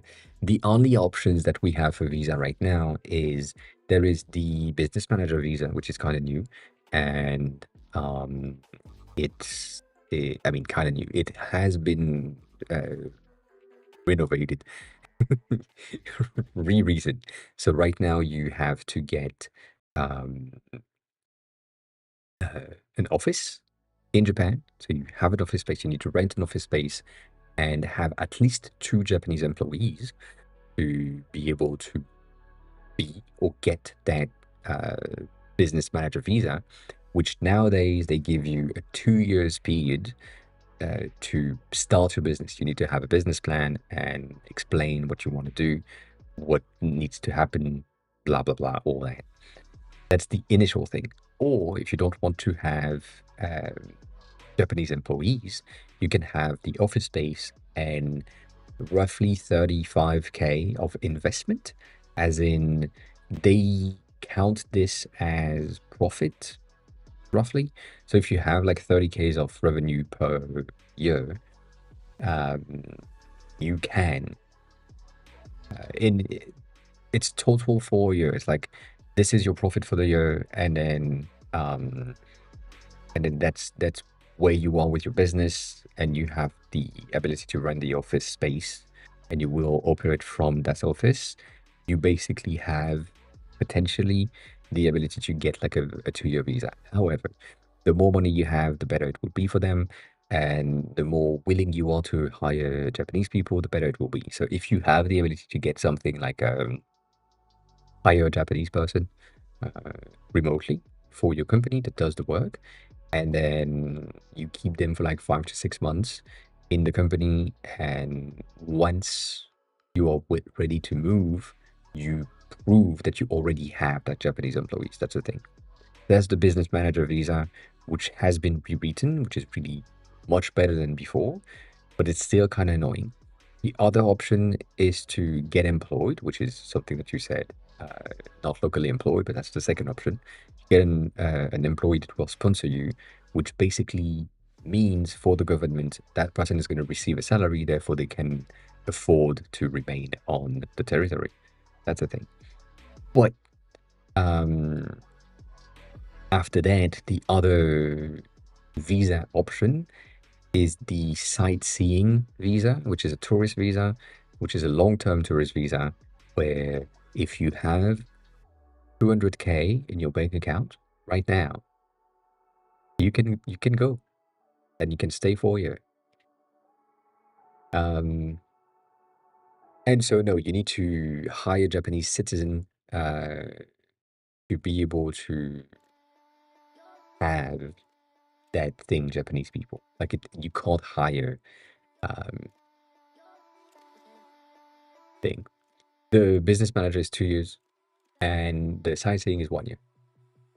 But yeah, the sightseeing is renewable. So basically, if you have like 200K in your bank account, you probably make more than that. That's on the right. If you have that amount of cash at the ready, probably have more, so you would be good, and you can renew it every year. The work visa, which is the most like the best, the best visa that you have is a 1 year, 3 years, 5 year visa option. Um, and that things. Yes. The thing is, the entertainment visa or the designated activity visa are specifically for YouTubers less and less good and less accepted. But also, they are for the entertainment visa. They are limited to way less time because you are supposed to go here as in Japan, for the entertainment purposes, of you making the entertainment, meaning that you are probably like an artist or something. So your event is going to happen and then you're going to get the fuck out. So it's not necessarily the thing that you want to do for long term. You just want to have like maybe you stay a month, like you have your event in the middle, or you have two events in that month. So you stay in two places. Um, that's the entertainment visa. The designated activities is uh, debatable, but feasible. But it's, the designated activities is also something that you need to have like an employer to do. And then the working holiday, at least for French people, which is my case, which is what I did last year, is up until your 31st birthday. And it's one time only. And you can't work more than 6 months out of the 1 year. And you can't work more than something like 20 something hours, I think, uh, which is better than the student visa, which is only 18 hours per week. So it's less than a part-time job just to pay rent, basically. But yeah, so that's the known visa. And then you have the cultural visa, which is the one that is the least popular. No one knows about it, and it's the most powerful one. And no one uses it because the government doesn't really like that you know that this exists. The cultural visa is when you enter the country for a period of a year to 3 years, I think, where you will be part of not a school, but like a traditional thing that is really Japanese. So it could be Japanese calligraphy, it could be how to make tatami mats, it could be archery, it could be anything that is really, really, really Japanese. And then you stay there in order to learn culturally what it is. And so that is the one that is the least demanding on the person, but also the not hardest to get because you can have like that visa pretty simply, but it requires you to stay in a very specific place. Usually you are not like in Tokyo. You're gonna be like in a remote prefecture of Japan that you have never heard of before. And you're gonna stay with the crew or the company or the people that are kind of older people that are doing the thing that you are culturally interested in at that time. And yeah, that's the thing. But that's an option. There is one of the traditional things that I do like, which is like the wooden window pans things you probably have seen there, where they create illustration with tiny pieces of woods. Got the name right now. It's obviously, but yeah, that's an interesting one for me. The archery is also pretty good, but you know that. However, there are limitations of things that you can do, and the basic like uh, cultural visa, I don't think allows you to work for a Japanese company, so you wouldn't have any income, and technically you're not supposed to work for non-Japanese companies that are abroad, so you can't really work remotely and still get paid. That's not legal officially, but you know. You heard nothing. But yeah, that's the thing. So the best option is to get employed. And again, I know it's gonna sound weird, but the fact that you have a sponsorship and have a job lined up and uh, already have some money to spend doesn't guarantee that you will get the visa. Um,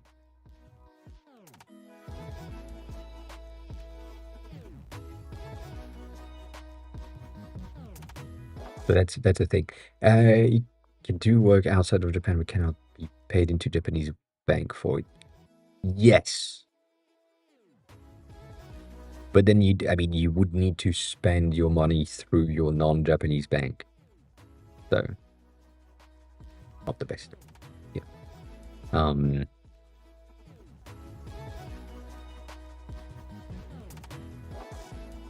no, they are really, really strict long term, which is annoying. Um, I mean, it's not that I get it, but it's how they have done it all the time. And Japan in general has a very long, long time to make changes. So, yeah. What do you mean whitewashing lessons? No,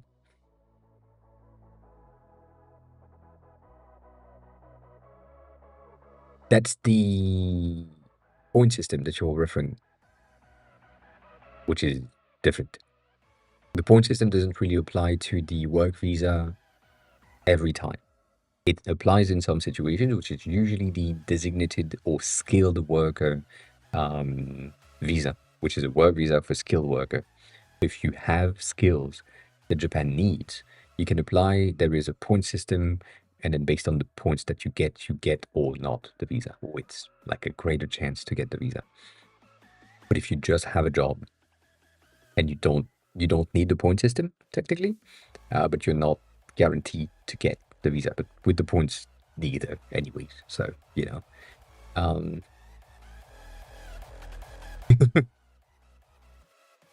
but then you also have the spouse visa, which if you have like a Japanese spouse, that's easier. If you have like a children of Japanese citizen visa, you're pretty good. Um, yeah, they are all annoying. I know, I know, I know. The skilled worker is basically a visa that I would aim for specifically because you are almost insured 3 years to 5 years in that visa.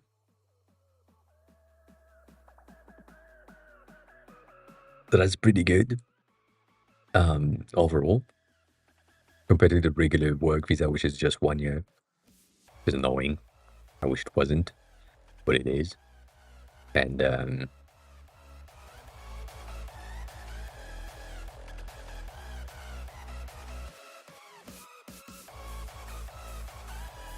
no, it takes 10 years to become a citizen, Chris, I think. Um,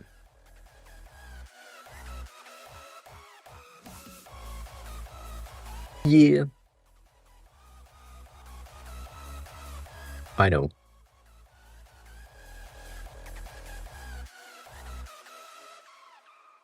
The sad thing as well is that my ex, for example, she was more interested in France and I was more interested in Japan. So yeah,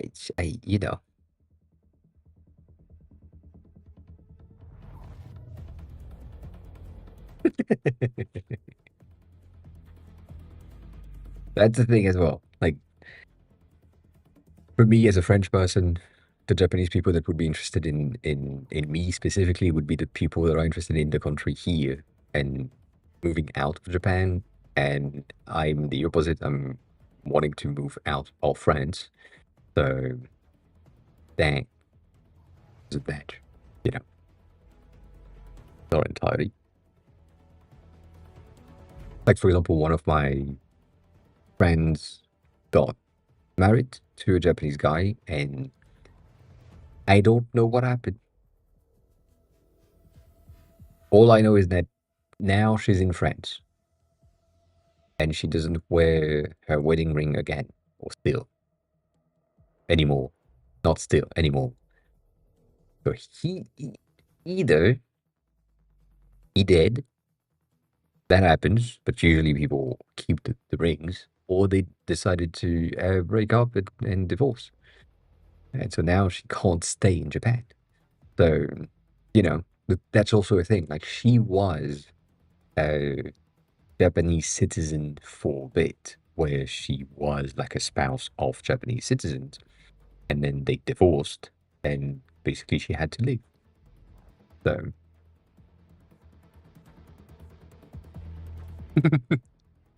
beards are popular with some people, and sadly, mostly of the younger generation are okay with beards. So, the women in my range are not necessarily uh, in agreement with that, you know.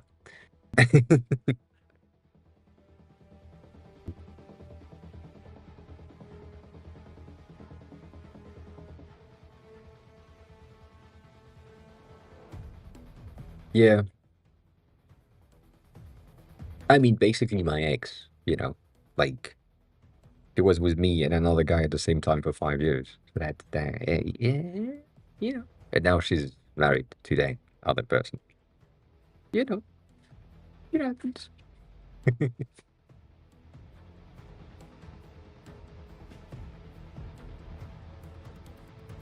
I mean, I get it. I get it. The beard changed everything. It's the same thing as women and makeup. Like the beard is the contouring for men. We have that for. I mean, right now it's kind of dirty and unkept for me, but I need a trip.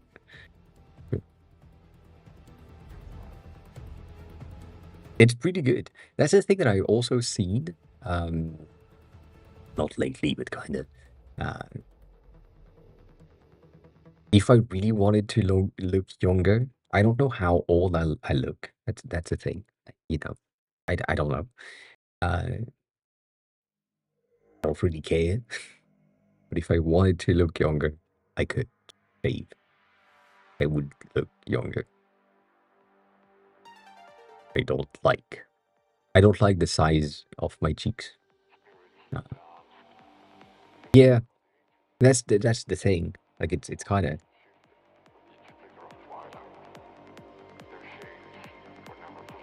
it's a big ass range. Big ass range. Um, yes. I mean, I was 1 year younger, so that doesn't really change much. I feel like I personally look older with shorter hair. That might be a me thing, but if I look at um here, like if I look at the Japan short hair department, um, like these, I feel like I look older with these than you know. That's also a good thing. But yeah, I don't know. I feel like I look older there. Also, why is these two the same? Ah, goddamn. I don't know. I don't know. Maybe it's the bleach. Probably the bleach. Not gonna deny that. Not gonna deny that. But yeah, no, I don't know. I don't know. It feels weird. Also, there I kind of shaved, and I mean specifically that thumbnail is not good. But Denny, hi, welcome in. I had something for you.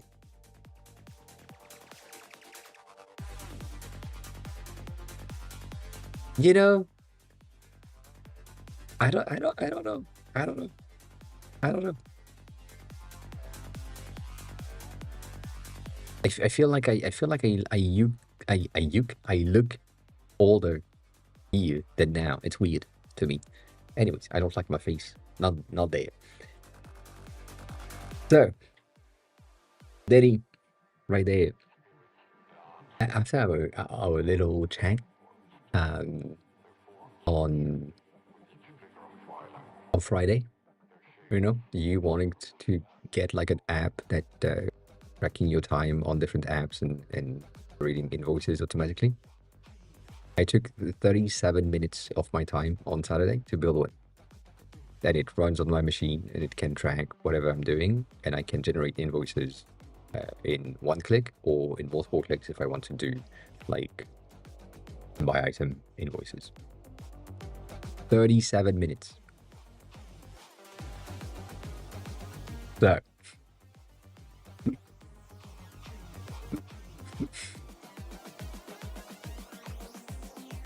that is feasible. That's all I'm saying.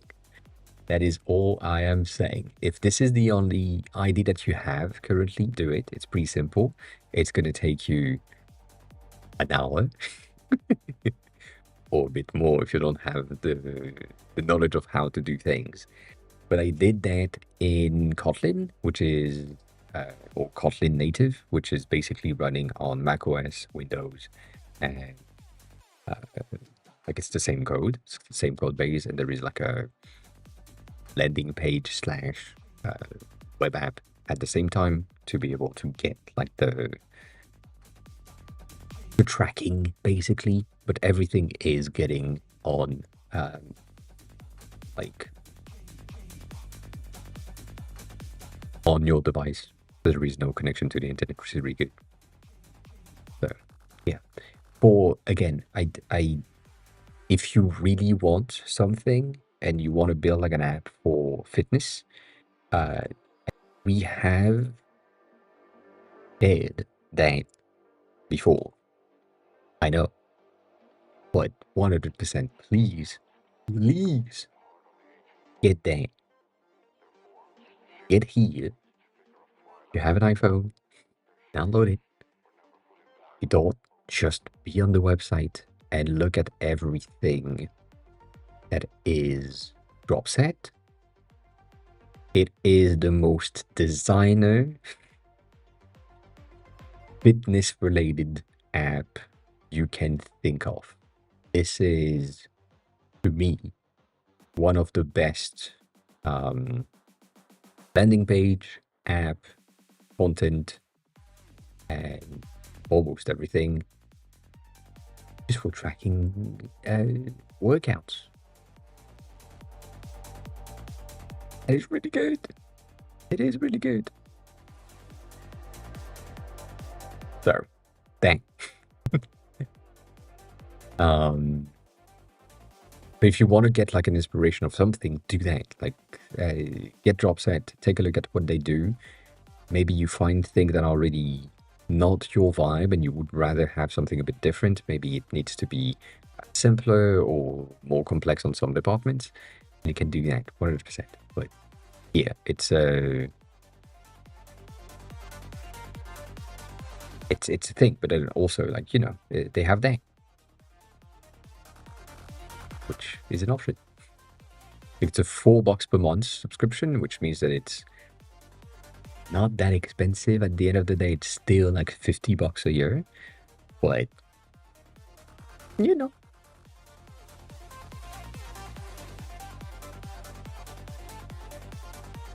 Anyways, that's the thing. Based on that, because that's another thing. If you want to build an app, do it. Do the thing. But going back to one of the things that you asked on Friday, which is how do you decide what to do? You get an app that you currently use that pisses you off in some department, but you still use it because the rest is really good, and you fix that. That's another option. Like you see something that you are using. I don't know. I'm going to say something dumb, but you're using Slack every day. You love Slack, but that thing pisses you off. You fix that, and you build an app that does the same thing as Slack. Massive. You can't do that. Well, alone. You could, not alone. But you build that, and then you fix the thing that pisses you off. And it's just the marketing is going to be Slack without that issue. That's it. And sometimes that works. You know.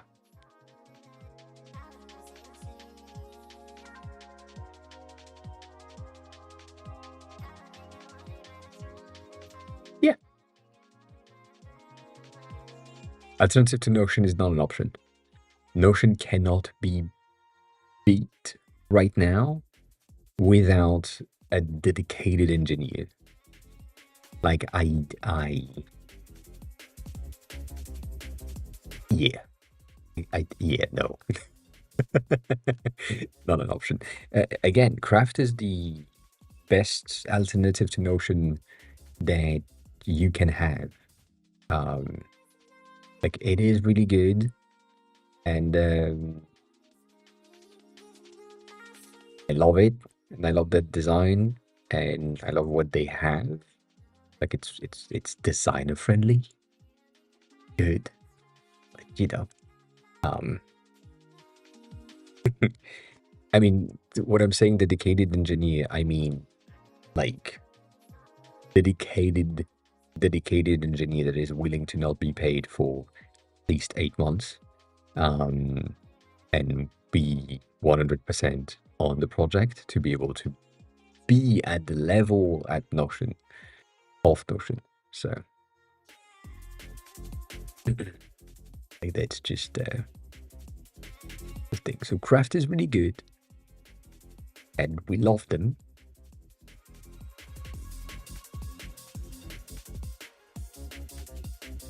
But probably not gonna be able to compete.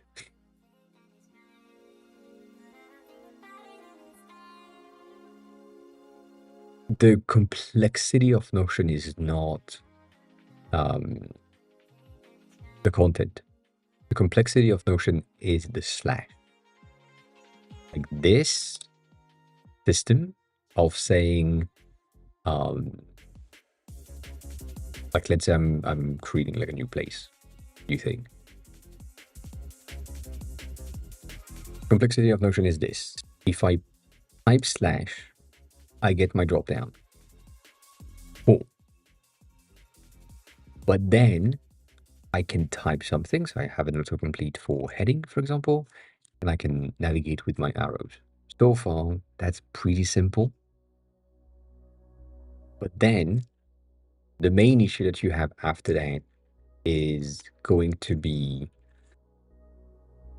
things right here that gives you the ability to do this, for example, multi-selection, transformation of this to columns, for example, or pages, or like resizing of things. All of that is like where the complexity is. That whole system of understanding that this now row is not like all of that is the complexity of Notion and what would take ages to figure out. The reason why I'm saying this is because I built one in my pass files right here.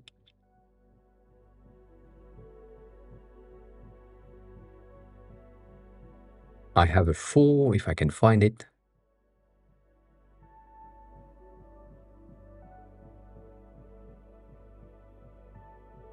Custom field like behaviors, that whole thing of how things will behave in each of the table, this is table based, is the same behavior.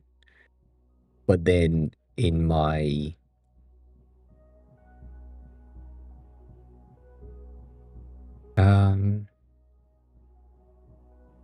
that's the process builder, it's not the same thing, god damn it.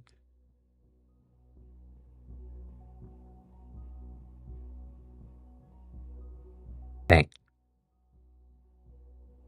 That whole thing. That whole system here of having my initial form builder, which give me the ability to have something that is similar to Notion, having like a slash option, having a selection option, and what will then be in there is what was the complexity. And so with all of that, I basically defined the whole system I have everything that needs to work. We spent in my previous company a bit more than 8 months to basically attempt to get something that had column and resizing and proper rendering of the content, and we still couldn't figure it out. Maybe because the devs that we were working with were not that good. I don't know. I think they were pretty good. But that whole thing, that that whole thing is the complexity. Um, I don't think it would be easy.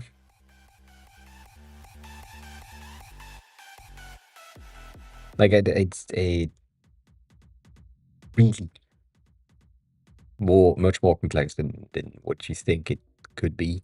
Is like at the end of the day, we ended up doing this, which was like a 2 column maximum thing, where you could just have this and you decide what it is, and that was it. But god dang, that was a pain. So yeah, it Notion is complex, like way more complex. Guess what? Hi, welcome me. How are you?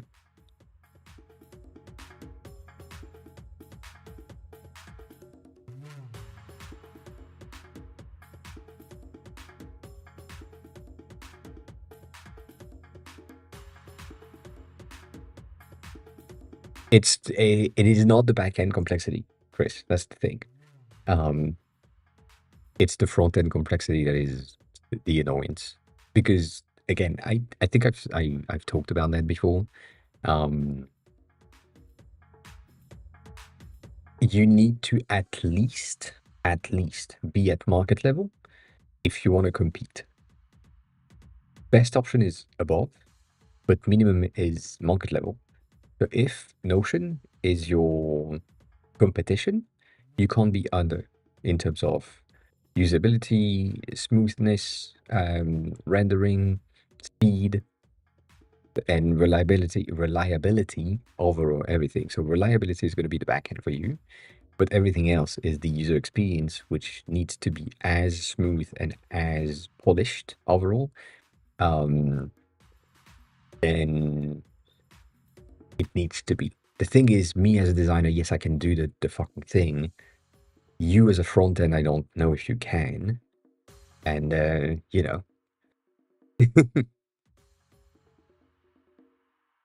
that's the thing.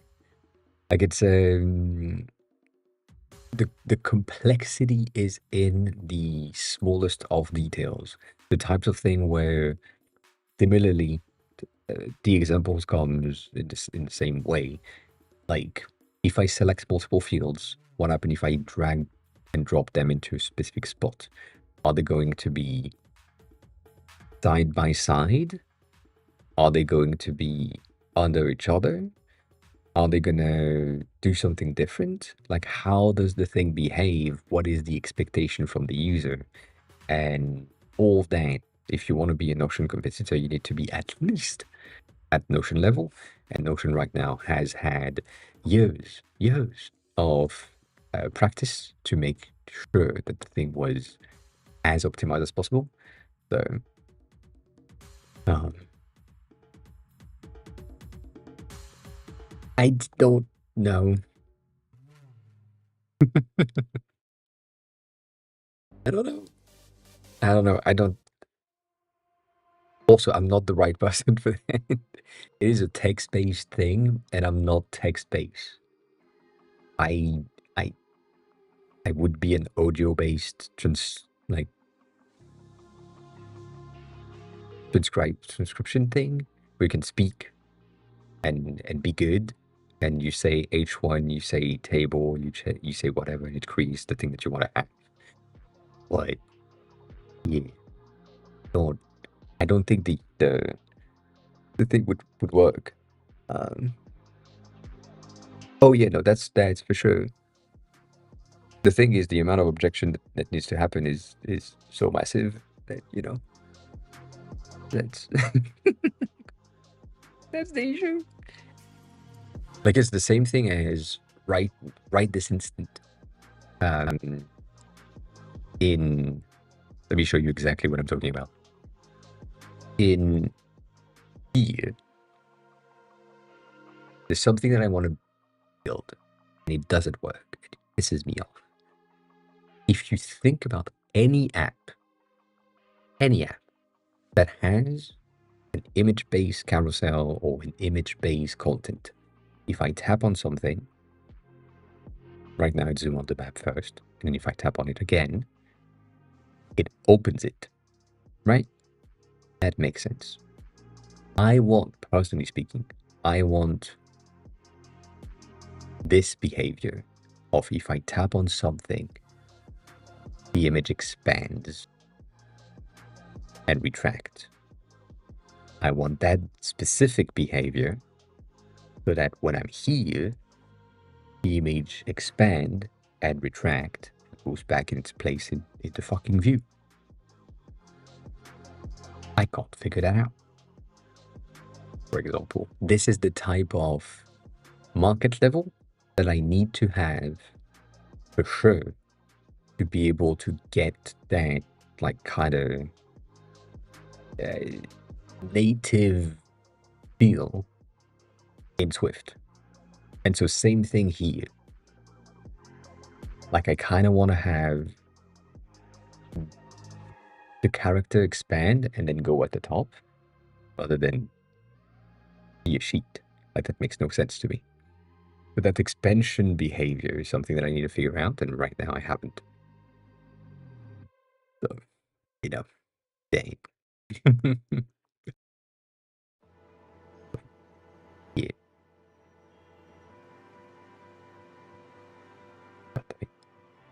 Um, it doesn't really change anything if I try to. Also, my PC decided to cut off internet again, so I don't have chat here, which is really sad. Um, the yes and no, kind of. Um, transition for cursor is not a thing that they kind of like. And also based on what I'm reading and learning inside of like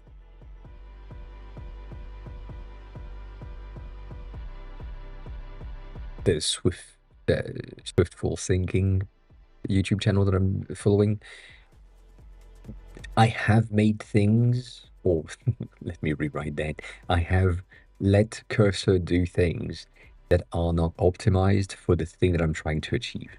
It's basically optimized here for a dual navigation. Like the bottom is a scroll view and the top is the map view, and that's about it. But it's not like a page-based navigation. Like this is not a page. This is a sheet that comes up on top of the content. This is also a sheet that comes up on top of the content and not a page. So with all of that, like there is so much things that I need to rewrite in order to get that transition working. Basically, what needs to happen is this scroll view right here needs to have or needs to be a container that is a navigation view, and that navigation view needs to open pages, and each pages needs to have a transition dot zoom. I know everything I need to do. That's the issue. However, because it's a splitted view, if I do navigation view here, it's going to tell me, or it's going to open the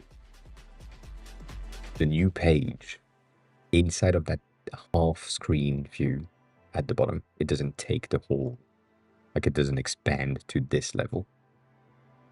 But this is a me issue on how I built the fucking thing in the first place. But, you know, I'll figure it out at some point. Yeah, that's the thing. So I can send screenshots to Cursor. Most of the thing that I'm doing when I'm building like a potential thing is this. Like for example, today I was working on this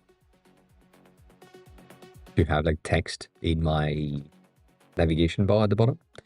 And so we currently have our segment for each of the elements in the navigation bar that are starting here, and then you have the endpoints based on the amount. Like this, for example, would be a 4-segment split. That was pretty simple to figure out. And then what needs to happen for me is to have, instead of having my text around here, right now we have the icons, but maybe we could have like a text that is using the same path to be bent. I tried that 3 times, can't figure it out. Doesn't work. Doesn't matter. But with that in mind, right, this is basically what I sent. I sent that and I said, are we in an agreement that this is the current setup? And if yes, can we do this? Like, would we be able to do this? Would we be able to have the text around here and move the icon around there? And then we tried, it breaks and all that. But I also did this, right? We currently have this. I need this to be changed to this. The only basic thing that I need to have is transforming this element to a full screen background. But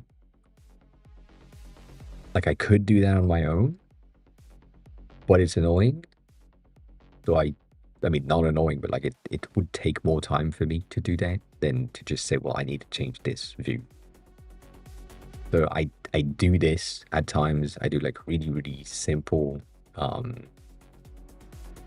diagrams that I can just send to decompose how things should work right now. And I wouldn't say that I rarely do full design, because I sometimes do. That's easier for me to just go further in, but you know.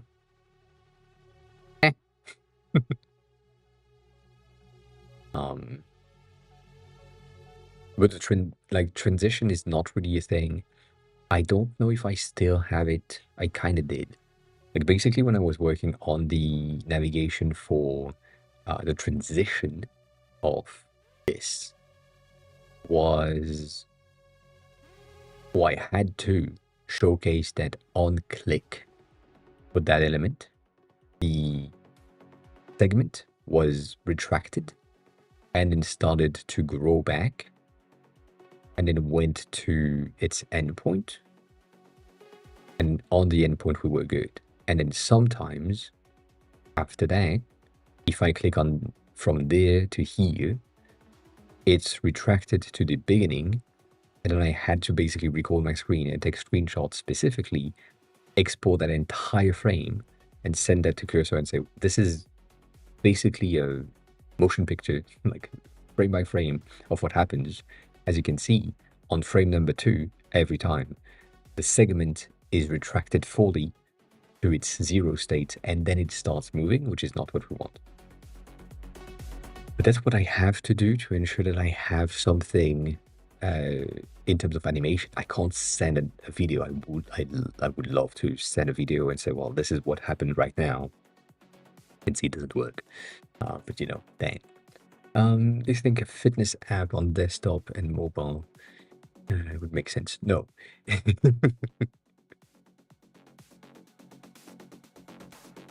No. I don't think a fitness app would work on desktop, because your desktop is not on in the kitchen.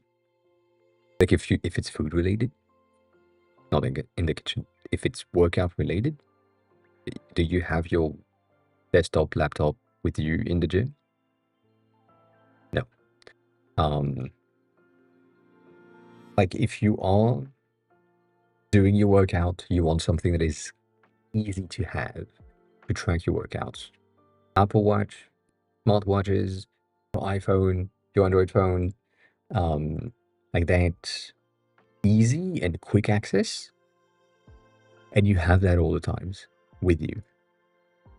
Your laptop, probably not. So yeah, also did that. we talked about that before. Cybersect, as this is the type of thing that I kind of did. I did the design once, and then, you know, um,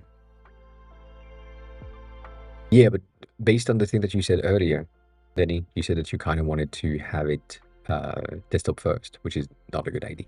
I don't think it is a good idea. Like, it will give you a greater canvas, but it's not good. Um, the thing is, the greater canvas is not gonna give you anything.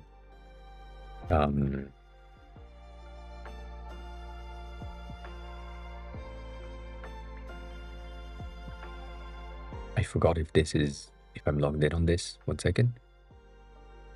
Um,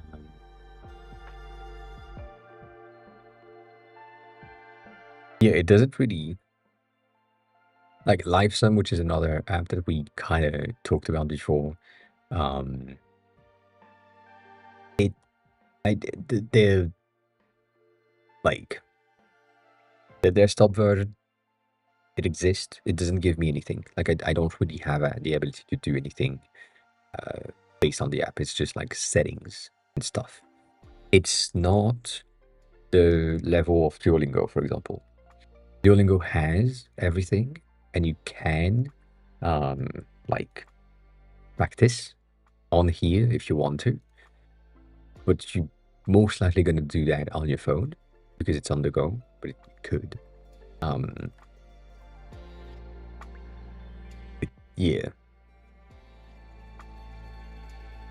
Like I mean,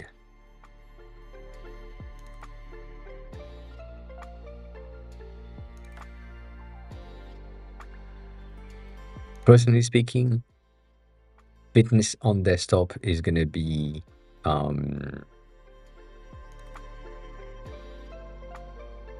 this.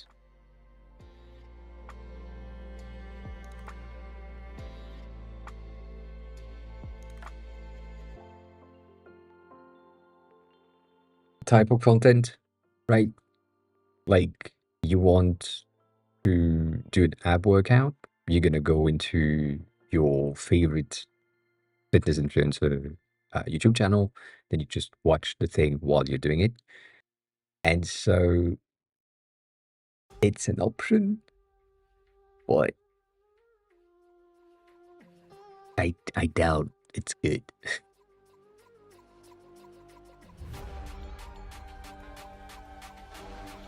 Like I don't think I don't think Macro Factor has like an option. Like I don't think you can log in on from the app or on desktop.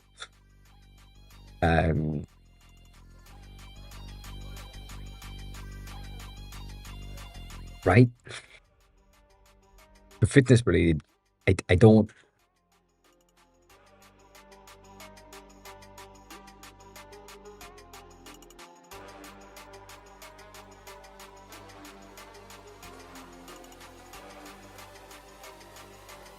Yeah,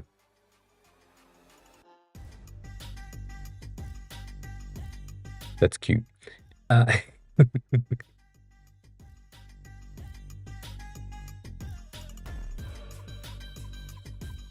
mean, again, not saying no, not saying yes either.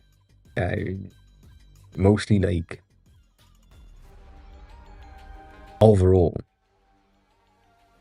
fitness related, not necessarily a good thing to have them on desktop. If you go for the invoice app thing that you were thinking about, that's pretty good. Like that's a very easy thing to do. It's going to be on desktop, that's for sure. You can have it on your phone for easy access, but it's going to be on desktop for sure. And like, why is but very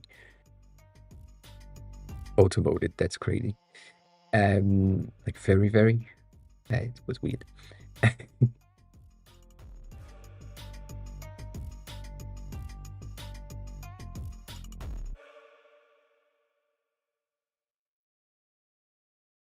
I mean, Kat is doing workouts and having her workouts on the note apps. A lot of gym bro that I know, they have this in the gym. Like they have a they have paper and they just write their sets and what they have in there, and then and that's it.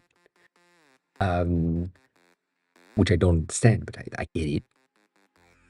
And again, uh, drop set that I shared earlier would do that. And most of the time, I would say, most of the time, if you are a heavy gym bro, like someone that is in the gym all the time, you don't need an app. Like, you know, like if you are in deep in there, you know that yesterday you did arms. You know that the day before that you did legs. You know that the day before that you did something else. But if you do like a regular switch, like pull, push, legs, regular things, um, pull day, push day, leg day, push day, all day, leg day. You know, like it's a regular thing. So pull, push, leg, classic split works every time. Like in a week, you know where you go to the gym and you don't need anything. So, actually, hi, welcome in. How are you? How's your day going? How's the gym going? So, motion trainers, yes. Motion trainers I used. Do I still have it? I might have deleted it because I don't use it anymore. Why, you know. Right there. I used to use that often. Same thing, favorite influencer, YouTuber, fitness related, doing calisthenic, and I had their app and their subscription for a long time. Um, and basically, you get in there, you have their workouts, their programs, everything that you want to have. It works. It's pretty cool. It's useful. You have some workout that you can have, and you can just start your workout directly from there. Some of the things that I do like about the workout builder that was in there is the way that they showcase the muscle groups that you want to have, but also this is to me really good, where you just have like a video of how it's supposed to be done, and then you can change like basically the difficulty of the exercise so that they will have different videos for different difficulty levels. Um, when you're building your workouts, you can define like, am I an advanced level? Am I not an advanced level? Am I like really, really low? Can I change that difficulty to beginner? And then beginner is going to give me, this is a pike push-up. So pike push-up is going to be way more easy to achieve for a beginner, but that's a thing until you have video and content to showcase what to do and how to do it. That's pretty good for me. Uh, but same thing, like it was really good for the first year when I used this because I just didn't know. And then now I have good form, I have good rhythm, I have good habits. I don't need the app anymore. I know because like basically my routine is already built. I can go back to my regular leg day from here. I almost know everything that I need to do from memory. But, you know, um, on the client side, yes, but that's a planning thing rather than a specific to coach, you know.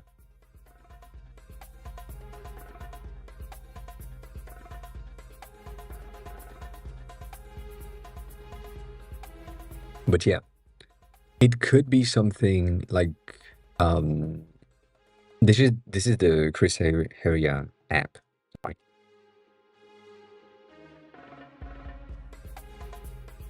Um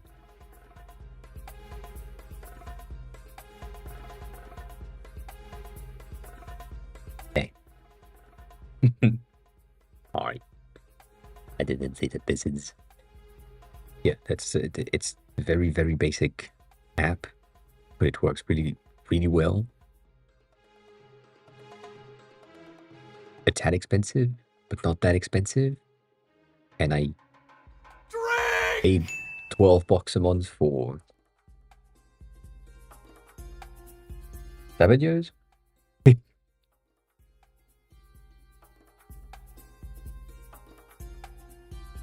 So, yeah.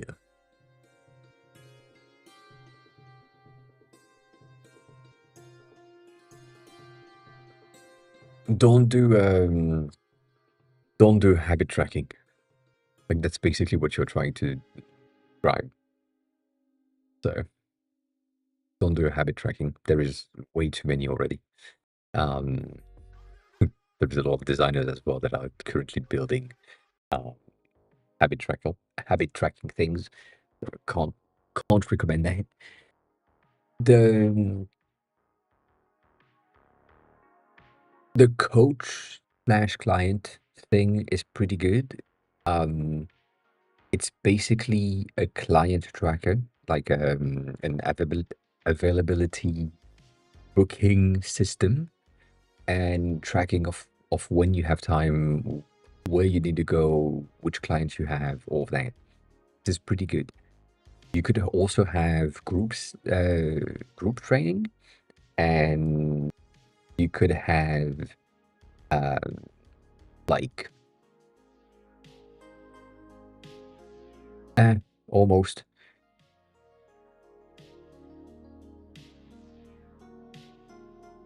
kinda. Anyways, group training would work. The thing is, in my head right now, I'm abstracting the fitness side so that it is a product for anyone that has clients and potentially workshops and groups. Robert, hi, welcome on in. Welcome back. How are you? So that, um, you know, is really nice of an option because you can really generate something or create a tool that is usable by multiple types of people. You're not targeting just gym people, but you have the ability to then go to gyms in your area and say, do you have like a system for your coaches? How does it work? I'm working on something that is a bit different that works this way instead of what you currently have. Would you be able to, would you be willing to test it out for like a month or something? And if you're good with it, we can go with a contract or something. The gyms. The thing is, you can go into Pilates classes, into yoga classes, into piano lessons, into singing lessons, which means that you can basically have that system of teacher, student, in-person physical lessons set up, and that would be transposable on everything. You can market it to the gym people, maybe, but I would highly recommend you to do that in a way that is as little as possible branded for specific type of people. That way you can basically market it to anyone. And so similarly to what we had on, what the fuck was that? Today, god damn it, what's the name? Oh,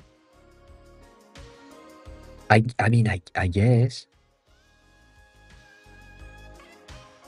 you know, when I'm here, let's say that this is currently for tracking time.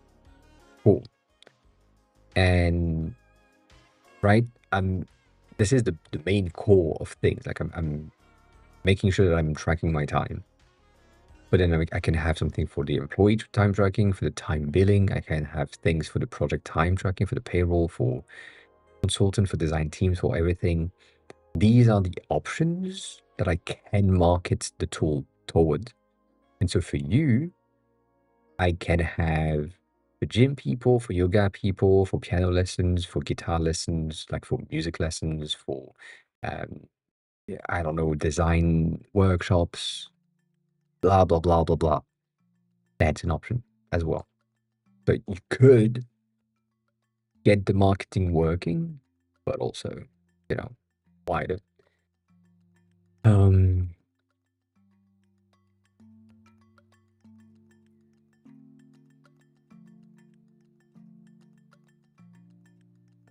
but not the. I mean, in my head, again, the goal is to not be specific when it's this. Like, if you just target gyms, you're gonna not necessarily work. If you target anyone that takes in-person meetings, that's a good portion of the people that do business in person. So that's a good thing. I get, I guess the fucking co-team thingy that we talked about um, last week was pretty good as well. Not find it. Oh god, dude. Oh, I'm so tired. um, but yeah, as much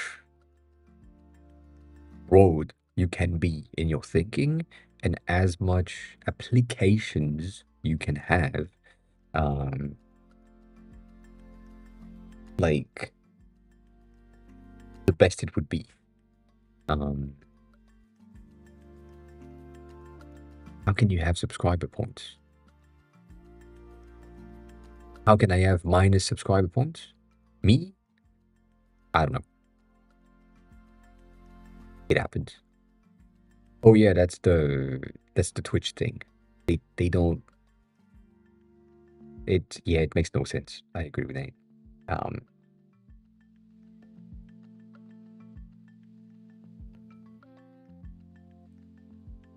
I think for this specific type, Chris, that would work though, the desktop first. I mean the desktop and mobile first, basically. You need both at the same time. You need the desktop to manage people, and you need the mobile to take on new clients and have the client side of things. So you end up having like a dashboard and client app. So yeah, and your dashboard app is a version of the desktop, but not necessarily good or less complete, I'd say. Um,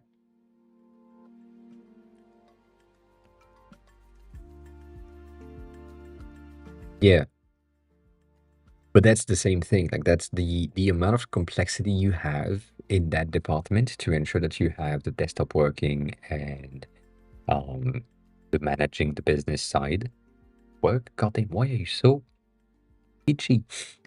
Not enough cocaine. Sorry, that is not true. They are not available here. Um, but yeah, I mean, it's just like kind of the complexity here, Denny, is greater by the second. Like, if you if you think about it, which you know you don't,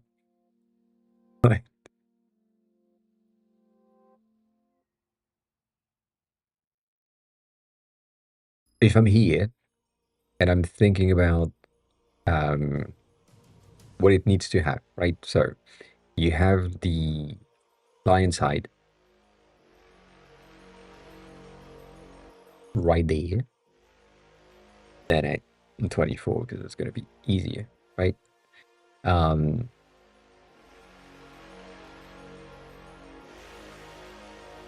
client side here, and then you have the business side or the coach side or the person side, you know. So the client need to know the meeting info. So when's the next day? What's the content? What is going to happen? Um, whatever. they need to be able to book, so they have a booking section. And then they need to manage potentially, maybe, instead of like simplifying the content, they need to have like a payment session. Not payment, but like cash related pay, I guess payment. A payment related thing. So they can pay in person or they can pay through the app so that you can take a commission on the things, whatever. And so that's the client side. The both sides is gonna have the meetings. It's gonna have the payment as well, so that's pretty good. Same thing. The booking is gonna also happen. However, you also need to have time management on this side. So schedule, I guess schedule is gonna be better. And potentially planning, as in you're planning the session, like what is going to be in there, what is the class content, what is the workout content, all that. So this and this is the same. Like these first 3 pages are going to be the same. The booking and the schedule is kind of the same thing. But like the meeting display and the schedule display is kind of, same idea. But that's the concept.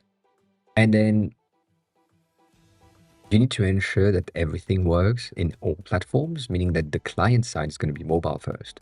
They need to be able to pay with Apple Pay with all the thing that is in their mobile already, and book uh,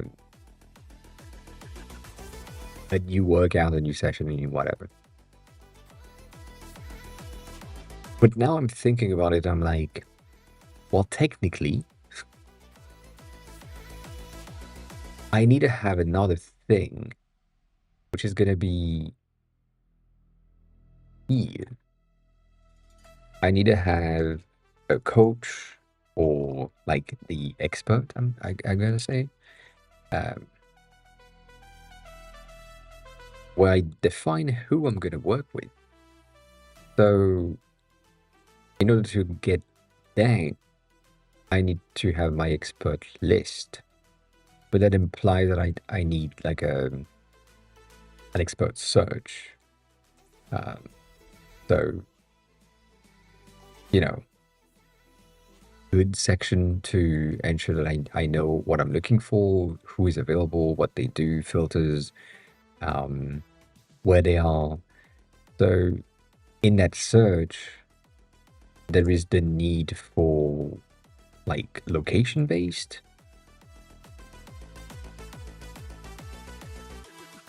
content. So if I'm in Paris, I'm only showing things that are in Paris. If I'm in Italy, I'm only showing things that are in Italy. And so the more you think about it, the more complex it becomes. And again, coaching platforms or like booking platforms exist. They are not necessarily like available everywhere. But as an example, Vanity is one that we use around here.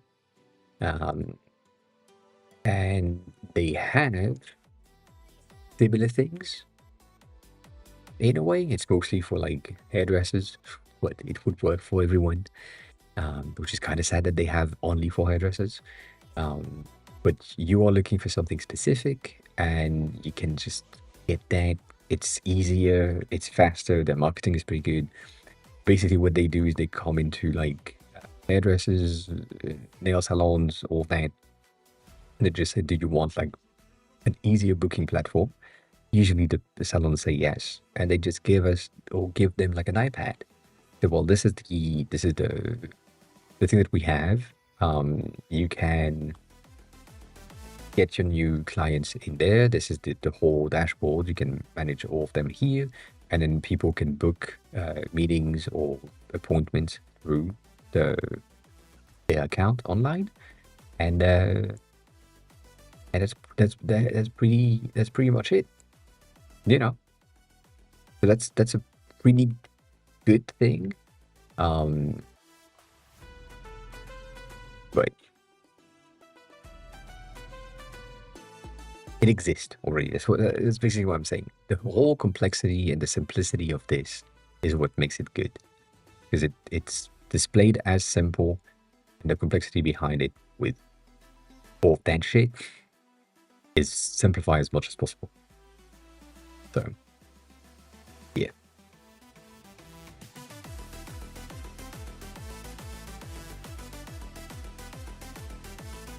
That's really simple. Bones as well. Like the localization of strings in apps is really, really easy. Like again, my whole app is in multiple languages because it's really simple to do.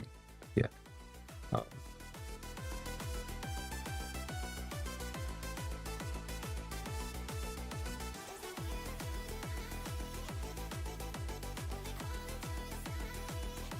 so Denny, that's basically what I'm saying. Like the in the surface, yes, 100%. Like a booking platform, 100%. Not a bad idea. Exist, available. There is a lot of companies that are needing that. As Chris said earlier, there's a lot of gym that would love to know or have like a platform to help them manage their booking or manage their trainees. So yes, but in reality, at the end of the day, the amount of complexity and like kind of the way that you need to do everything and think about everything in a way that is easy is way more complex and take way more time. So yeah, there is so much think. Like the thinking section for me on this has been, it's a very, very simple app, right? It's a travel guide. You have places to go and you just want to make sure that you know where they are. That's what it is. But the complexity of finding the places, having the place on the map, making sure the highlighting works, that the content is loaded and taken from sources, all that. Like that's, you know, um,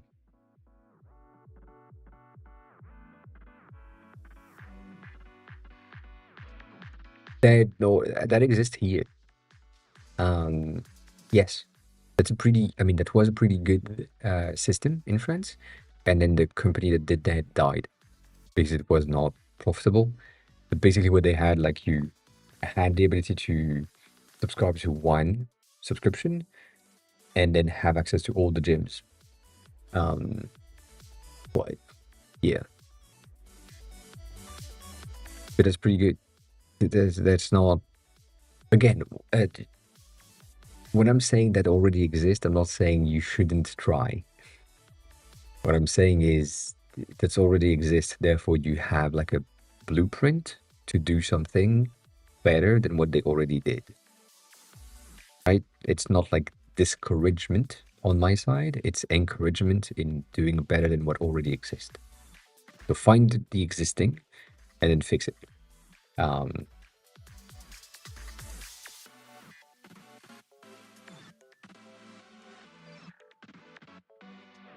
The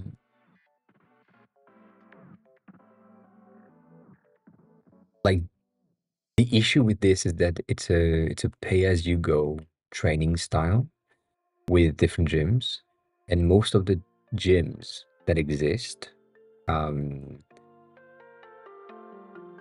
of requires you to have some sort of an account or some sort of data that they would have on you to be able to contact you again later, like your emails, your phone numbers, things like this, to make sure that you remain in the system that can get you later. So, for example, for my gym, we have this. I don't even know if I'm logged in. That's my gym. That's my gym app. Um, and so I can check what I have. I have like workouts. I can define group trainings. Like if I want to, I know that I'm going to the gym on Wednesday, for example. Um, what can I do?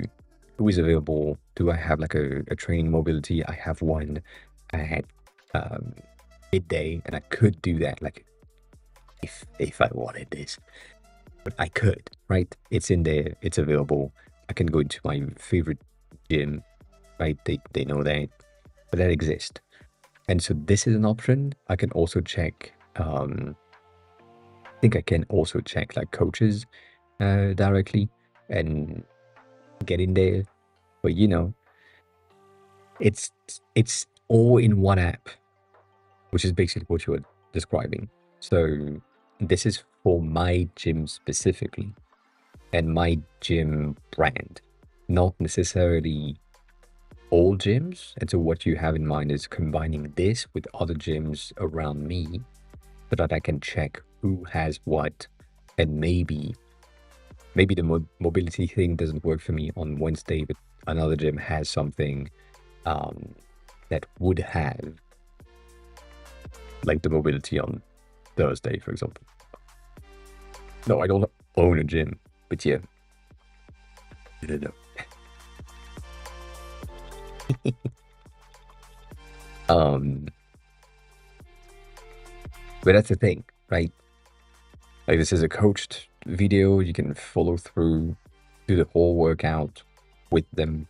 Some of them are in the gyms themselves, so that you can just check with the equipment that is already in the gym that is showcased to you here. But all that is a pretty good thing. But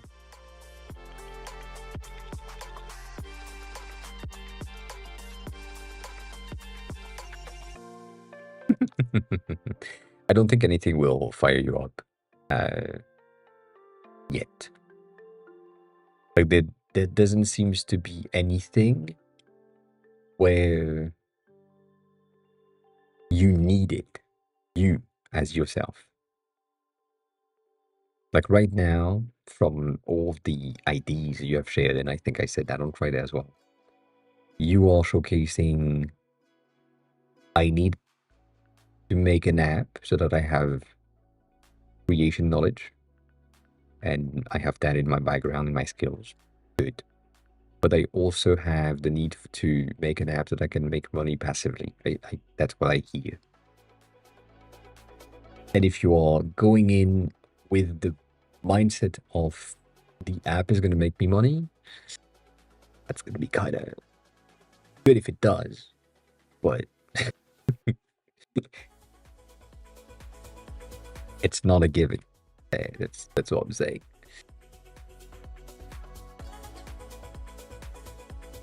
But yeah, like that's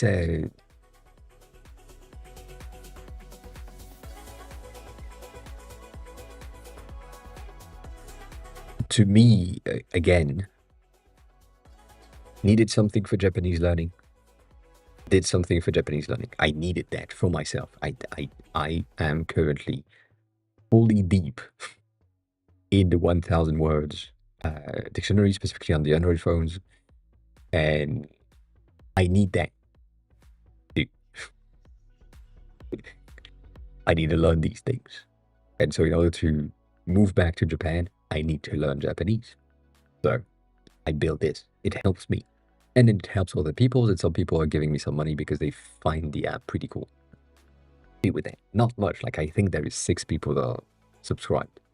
That's not much, but still. I thought about building a travel guide in January 2024.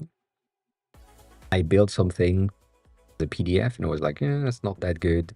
And then I kind of gave up. And then I came back here in France and I built my first app. And now I'm like, you know what? An app for that travel guide could be really, really useful because you would have access to like navigation data. You're going to have access to all the things that a PDF wouldn't give you. And immediately it becomes like way more interesting to me to build the thing that I had an idea of a year ago. And now we have this, which is not much, but it's something. It works. Not that good. It still needed a lot of work, but I needed to do the thing that I had in mind in January. So I did it. And I have like other project I kind of talked about in the past. But overall, the like the school that I'm going to has a very, very, very, very bad class system. As in the whiteboard and camera system and the mic system just doesn't really work. It is working, but it's not that intuitive. So I kind of tried to build something that worked. I have a base with classes, like classroom that people can join in, and there is a whiteboard that you can upload like a PDF or something to read through. But I'm not that interested in it. I kind of gave up. I mean, I didn't give up, but I haven't worked on it in like I think 3 months, which is kind of sad. And then at some point, I saw a tweet. I think in 2024 November, I saw a tweet of someone saying that they were trying something in Figma that was like a subscription tracking platform, which was interesting. It was just a desktop app, and I thought it would be interesting for me to build like a subscription tracking for myself. So I tried to do that. And then I saw that every designers and their mom were trying to build like a subscription tracking system at right now. So I kind of gave up as well. There is like plenty of other things that already exist that are really good, and much better than what I built. So, I kind of gave up on this project as well.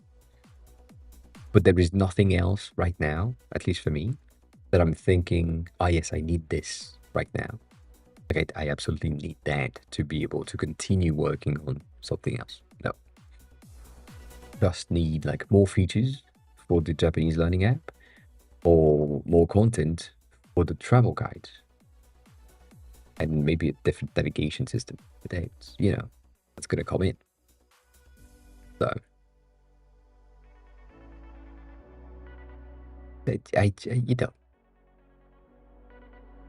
idea. I would say that's the idea. You need to find something that you're like, I need this right now. Like I need this yesterday. Like this needs to be fixed. This needs to change. This thing like that I'm trying to use today that doesn't exist, or that exists but it's shit. I need this fixed. If you don't have anything like this, you don't need to have anything like this. But in order to build something that works, you need to have that kind of will to change the existing or will to create something that doesn't exist yet. As in Stony, you wanted to have something different than Flex, for build something, like that makes sense. That's the amount of willpower you need to have. I'm sure I can give you like a ton of examples if I continue. If not, like that's the idea.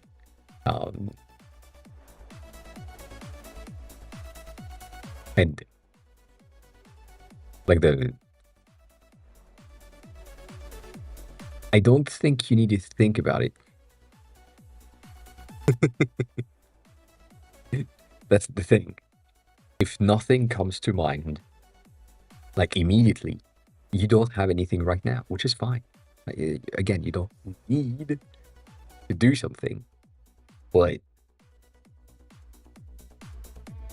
like if there isn't something that I'm gonna say that again, but there is not something that it already popped in your head while I was saying all of that. You don't have an idea that will be motivating enough to do that. It doesn't fire me up yet. side of your message. Like it needs to fire you up yesterday. And then, or let me backtrack a tad. I think I know what that is. Or you have a level of expertise in a very specific domain that is worth creating a product out of. Again, my travel guide is I have a level of expertise in food and places to drink around Paris and around Tokyo that no one else can have because it's my own experience. So that's the thing that I can do because I have that knowledge. And that knowledge is usually appreciated. The Japanese class that I'm going to, some of the other classmates usually are wanting to get to have a lunch together after the class.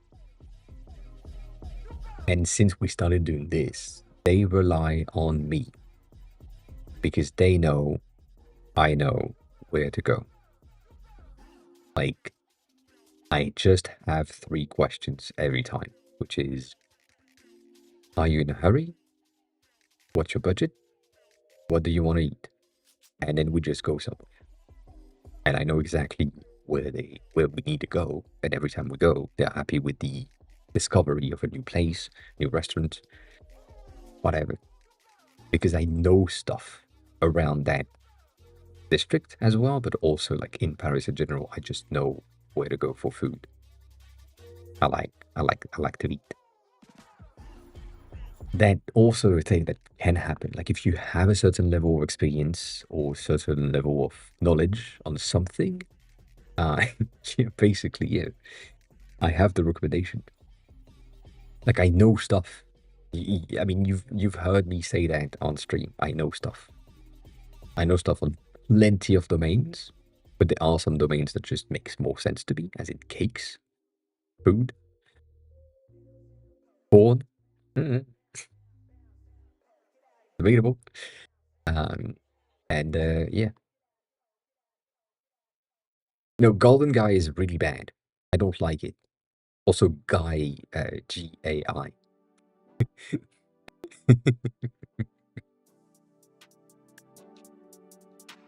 not, not, not G-U-Y.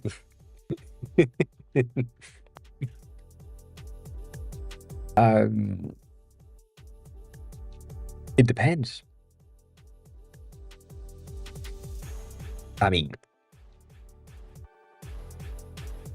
if you just want like a good restaurant, like just restaurants in Tokyo Center E. I mean, I guess Kingsman's are pretty good, but also depending on what you want to eat.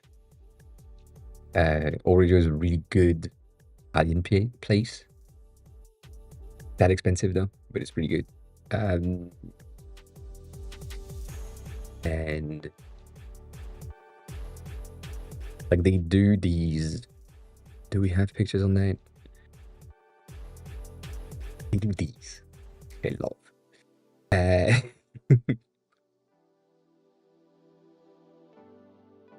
I guess for me specifically, I would go for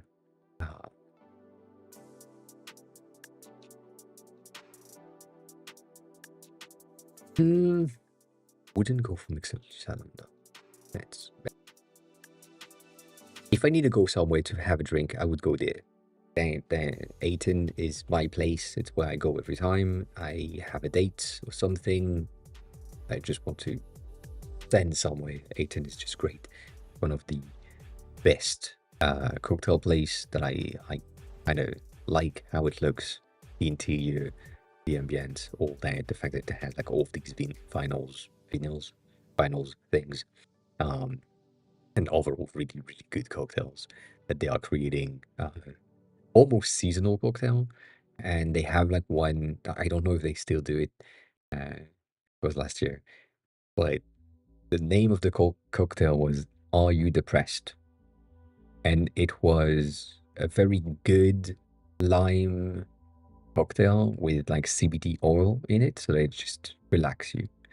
That's a fun thing to have. They have like a ton of experienced things with smoke and shit for Instagram. Um, but you know, um, A10 is interesting. B10 is another one that is really similar to the A10, which is really close. So if basically the A10 is kind of full right there, just go to the B10. Really close. We do like it. But this place right here, which is one of the premium places, is one of the good experiences you can have. It's not that expensive. It is a tad expensive, but it's not that expensive. It has like a very, very good um, non-dinner atmosphere. Like in non-rainy day, this is a very, very good light inside when you're eating, but then at night as well. You don't have access to more because it's a premium place. But it's really good. I mean, I guess the other one is going to be um, apparel, which is really not there. So.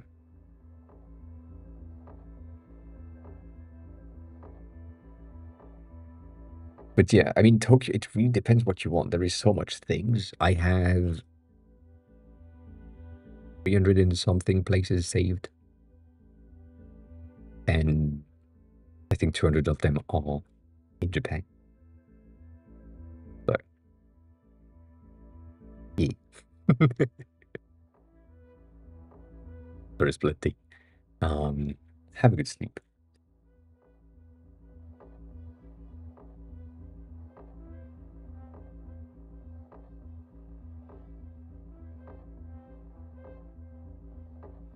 Also, your last message, I agree with it. Um, yeah. I mean, you will figure something out. I'm sure. I'm sure of it. I'm sure of it. I'm sure of it. Take care of yourself, as always. But yeah, Bones, that's the.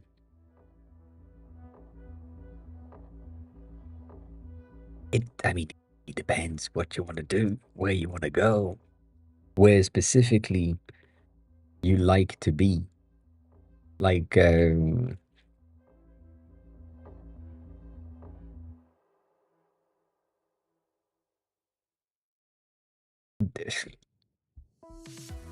these are the places. Um, like these are the places in Tokyo. Uh, and these are the things that I've saved. Some of them are highlighted, some of them are less highlighted, some of them are just saved, some of them are like this. Um, you know, like there is plenty of things that I have, but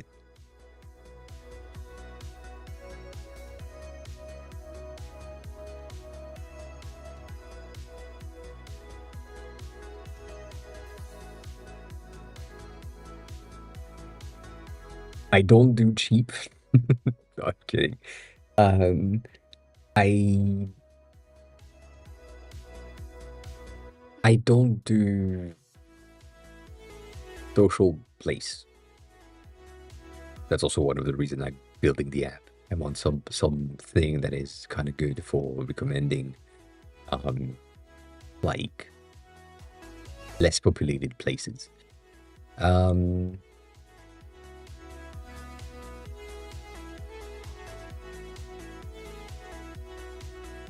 I mean,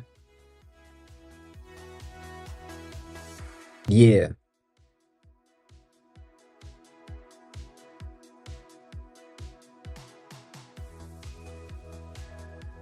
Do you like whiskey? I talked about it before. Um Tokyo Whiskey Library is amazing drinks, and weirdly enough, amazing food. And I wasn't ready for the quality of the food. I wasn't ready for the quality of the, the service. I didn't know. I was expecting this to be just simply whiskeys and just like, take a look at the whiskey and just drink some whiskey in peace. And the food was amazing. And the quality of the bill,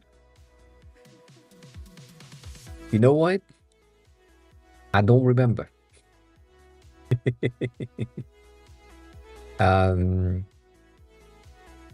I don't know if we have that listed here. I don't think we do.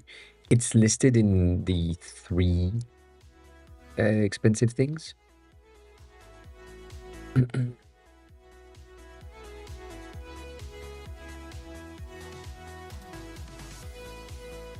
I had 9 glasses of whiskey. The bill was pretty expensive. Well, you know.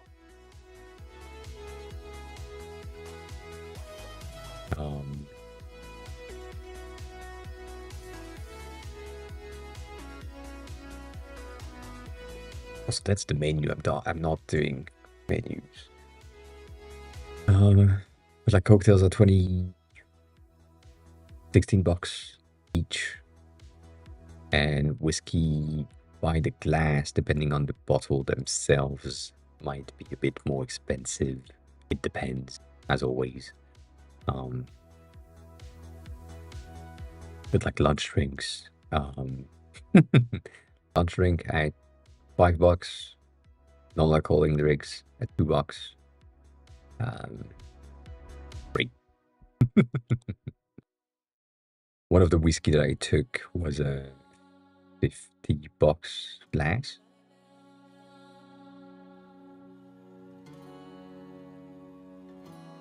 So, yeah, the bill was a bit more, But the food, sorry.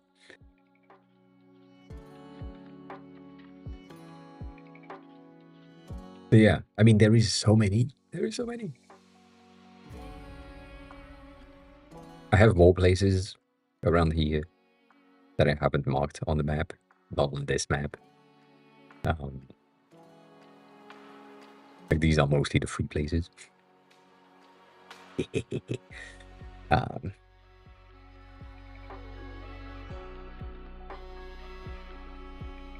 Yeah.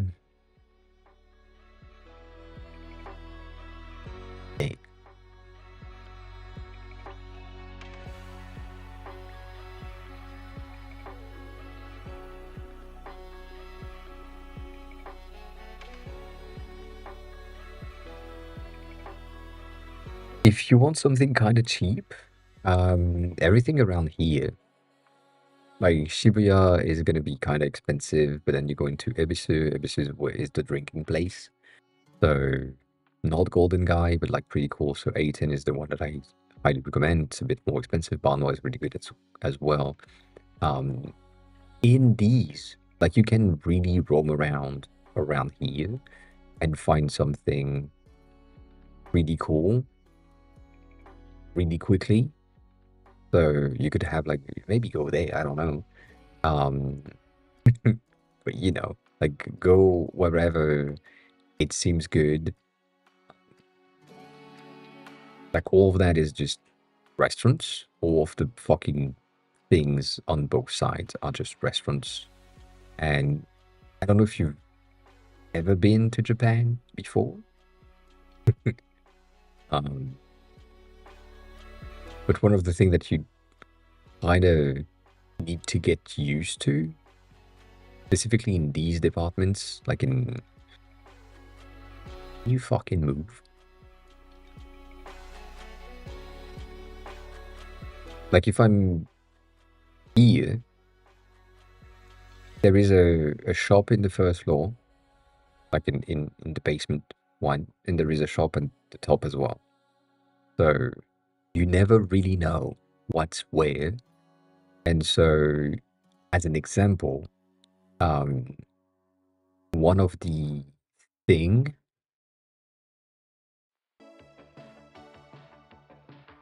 one of the thing that you need to kind of check is the buildings themselves. Sometimes, like this is an advertisement for a shop.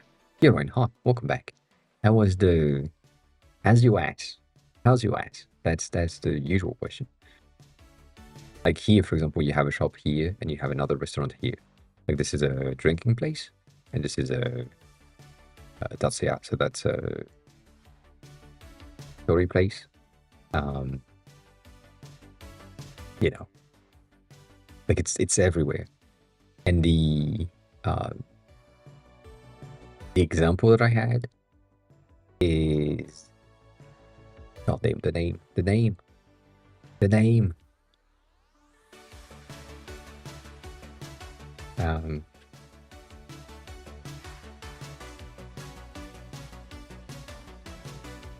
attic room is a, a last floor room in a building, and they have really good food and really good like drinks and things, but it's basically a, an old apartment that has been just, or an old attic technically, that has been converted into a, a, a place, and it's pretty cheap. It's pretty good. It's on the app, so you know.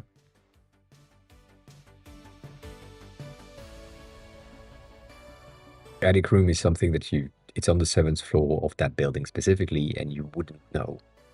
Like you would not know that it's there if you didn't like explore. Look at it.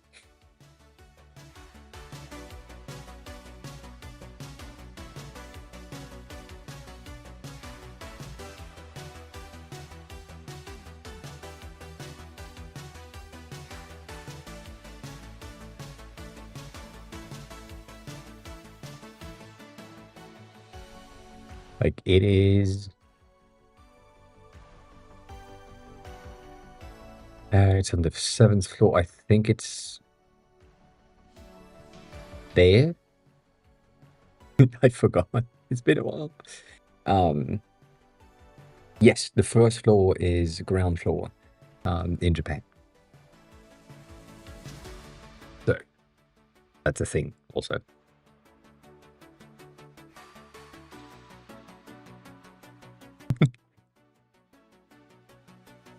But yeah, like all of these,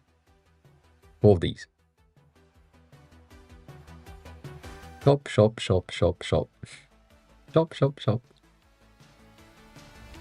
shop, shop, shop, everywhere. So if you don't know, you can just, you know, oh, that's these are things. Yeah.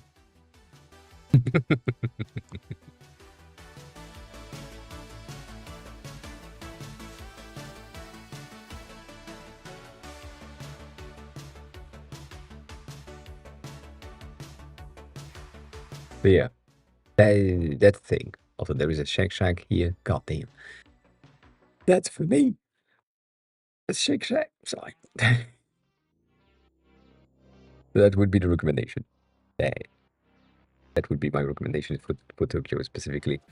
Um, all around. But Ebisu is going to be the place for drinking that is kind of cheap. And then if you want to go further north, you would have things that are extremely cheap, but there is less people. But, you know, pretty good.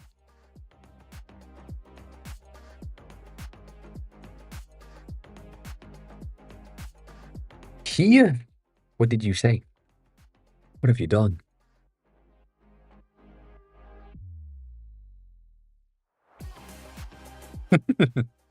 The, the,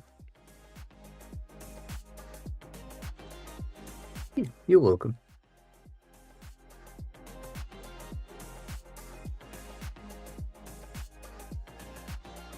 Oh, the tired is here again. Well, that's because you're saying things. That's not an us thing. That's just a Twitch auto mode type of thing. Like Denny got auto moded earlier by saying very, very. Like very, very next to each other for some reason kind of got auto moded. And I don't know why. Um, so that is weird.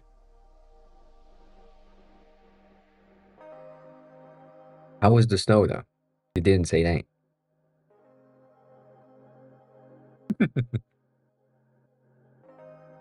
Like the amount of time that I've got auto-moded or my message didn't go through when I said fucking French, for reasons. Um,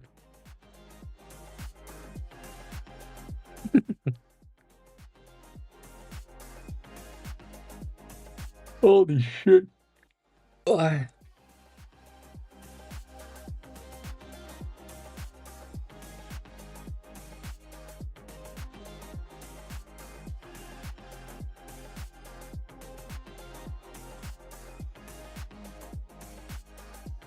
yeah.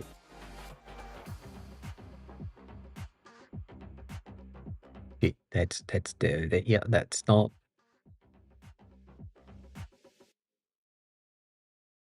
I guess. Yeah, and you're right. Apparently, it is St. Patrick's, so that's a good timing for sure. For sure. Um.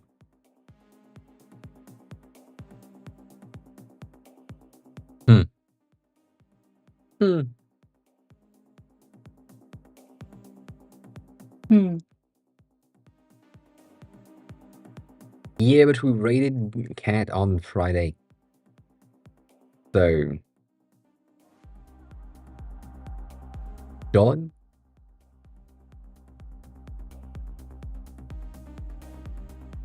Yeah, that's what I'm looking at. It's St. Patrick's Day, so it makes sense. It makes sense, It makes sense.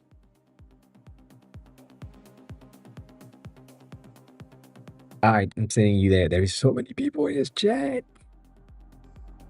So many. Anyways, thanks a lot for being here, as always. The VOD is going to be on YouTube. If you have design questions or questions in general, and I'm not live, join the Discord. That would be highly appreciated. And I shall be back on Wednesday, I think. Unless I'm dead, but we never know. And yeah, you can stalk me online if you want to. That's not necessary. If you want to give me money, you can sub here, but it's not necessary. Again, Ma! I would rather you buy something. If you want to learn Japanese, but check that out. It's pretty good. I made it. Not biased. Anyways, god damn it. I'll do that. After that's a lot of fucking thing. Oh, goddamn.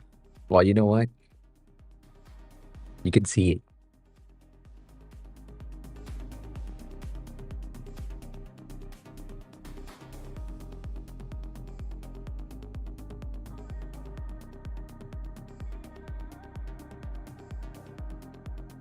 Good. Nice. I'll see you soon. All day. Bye.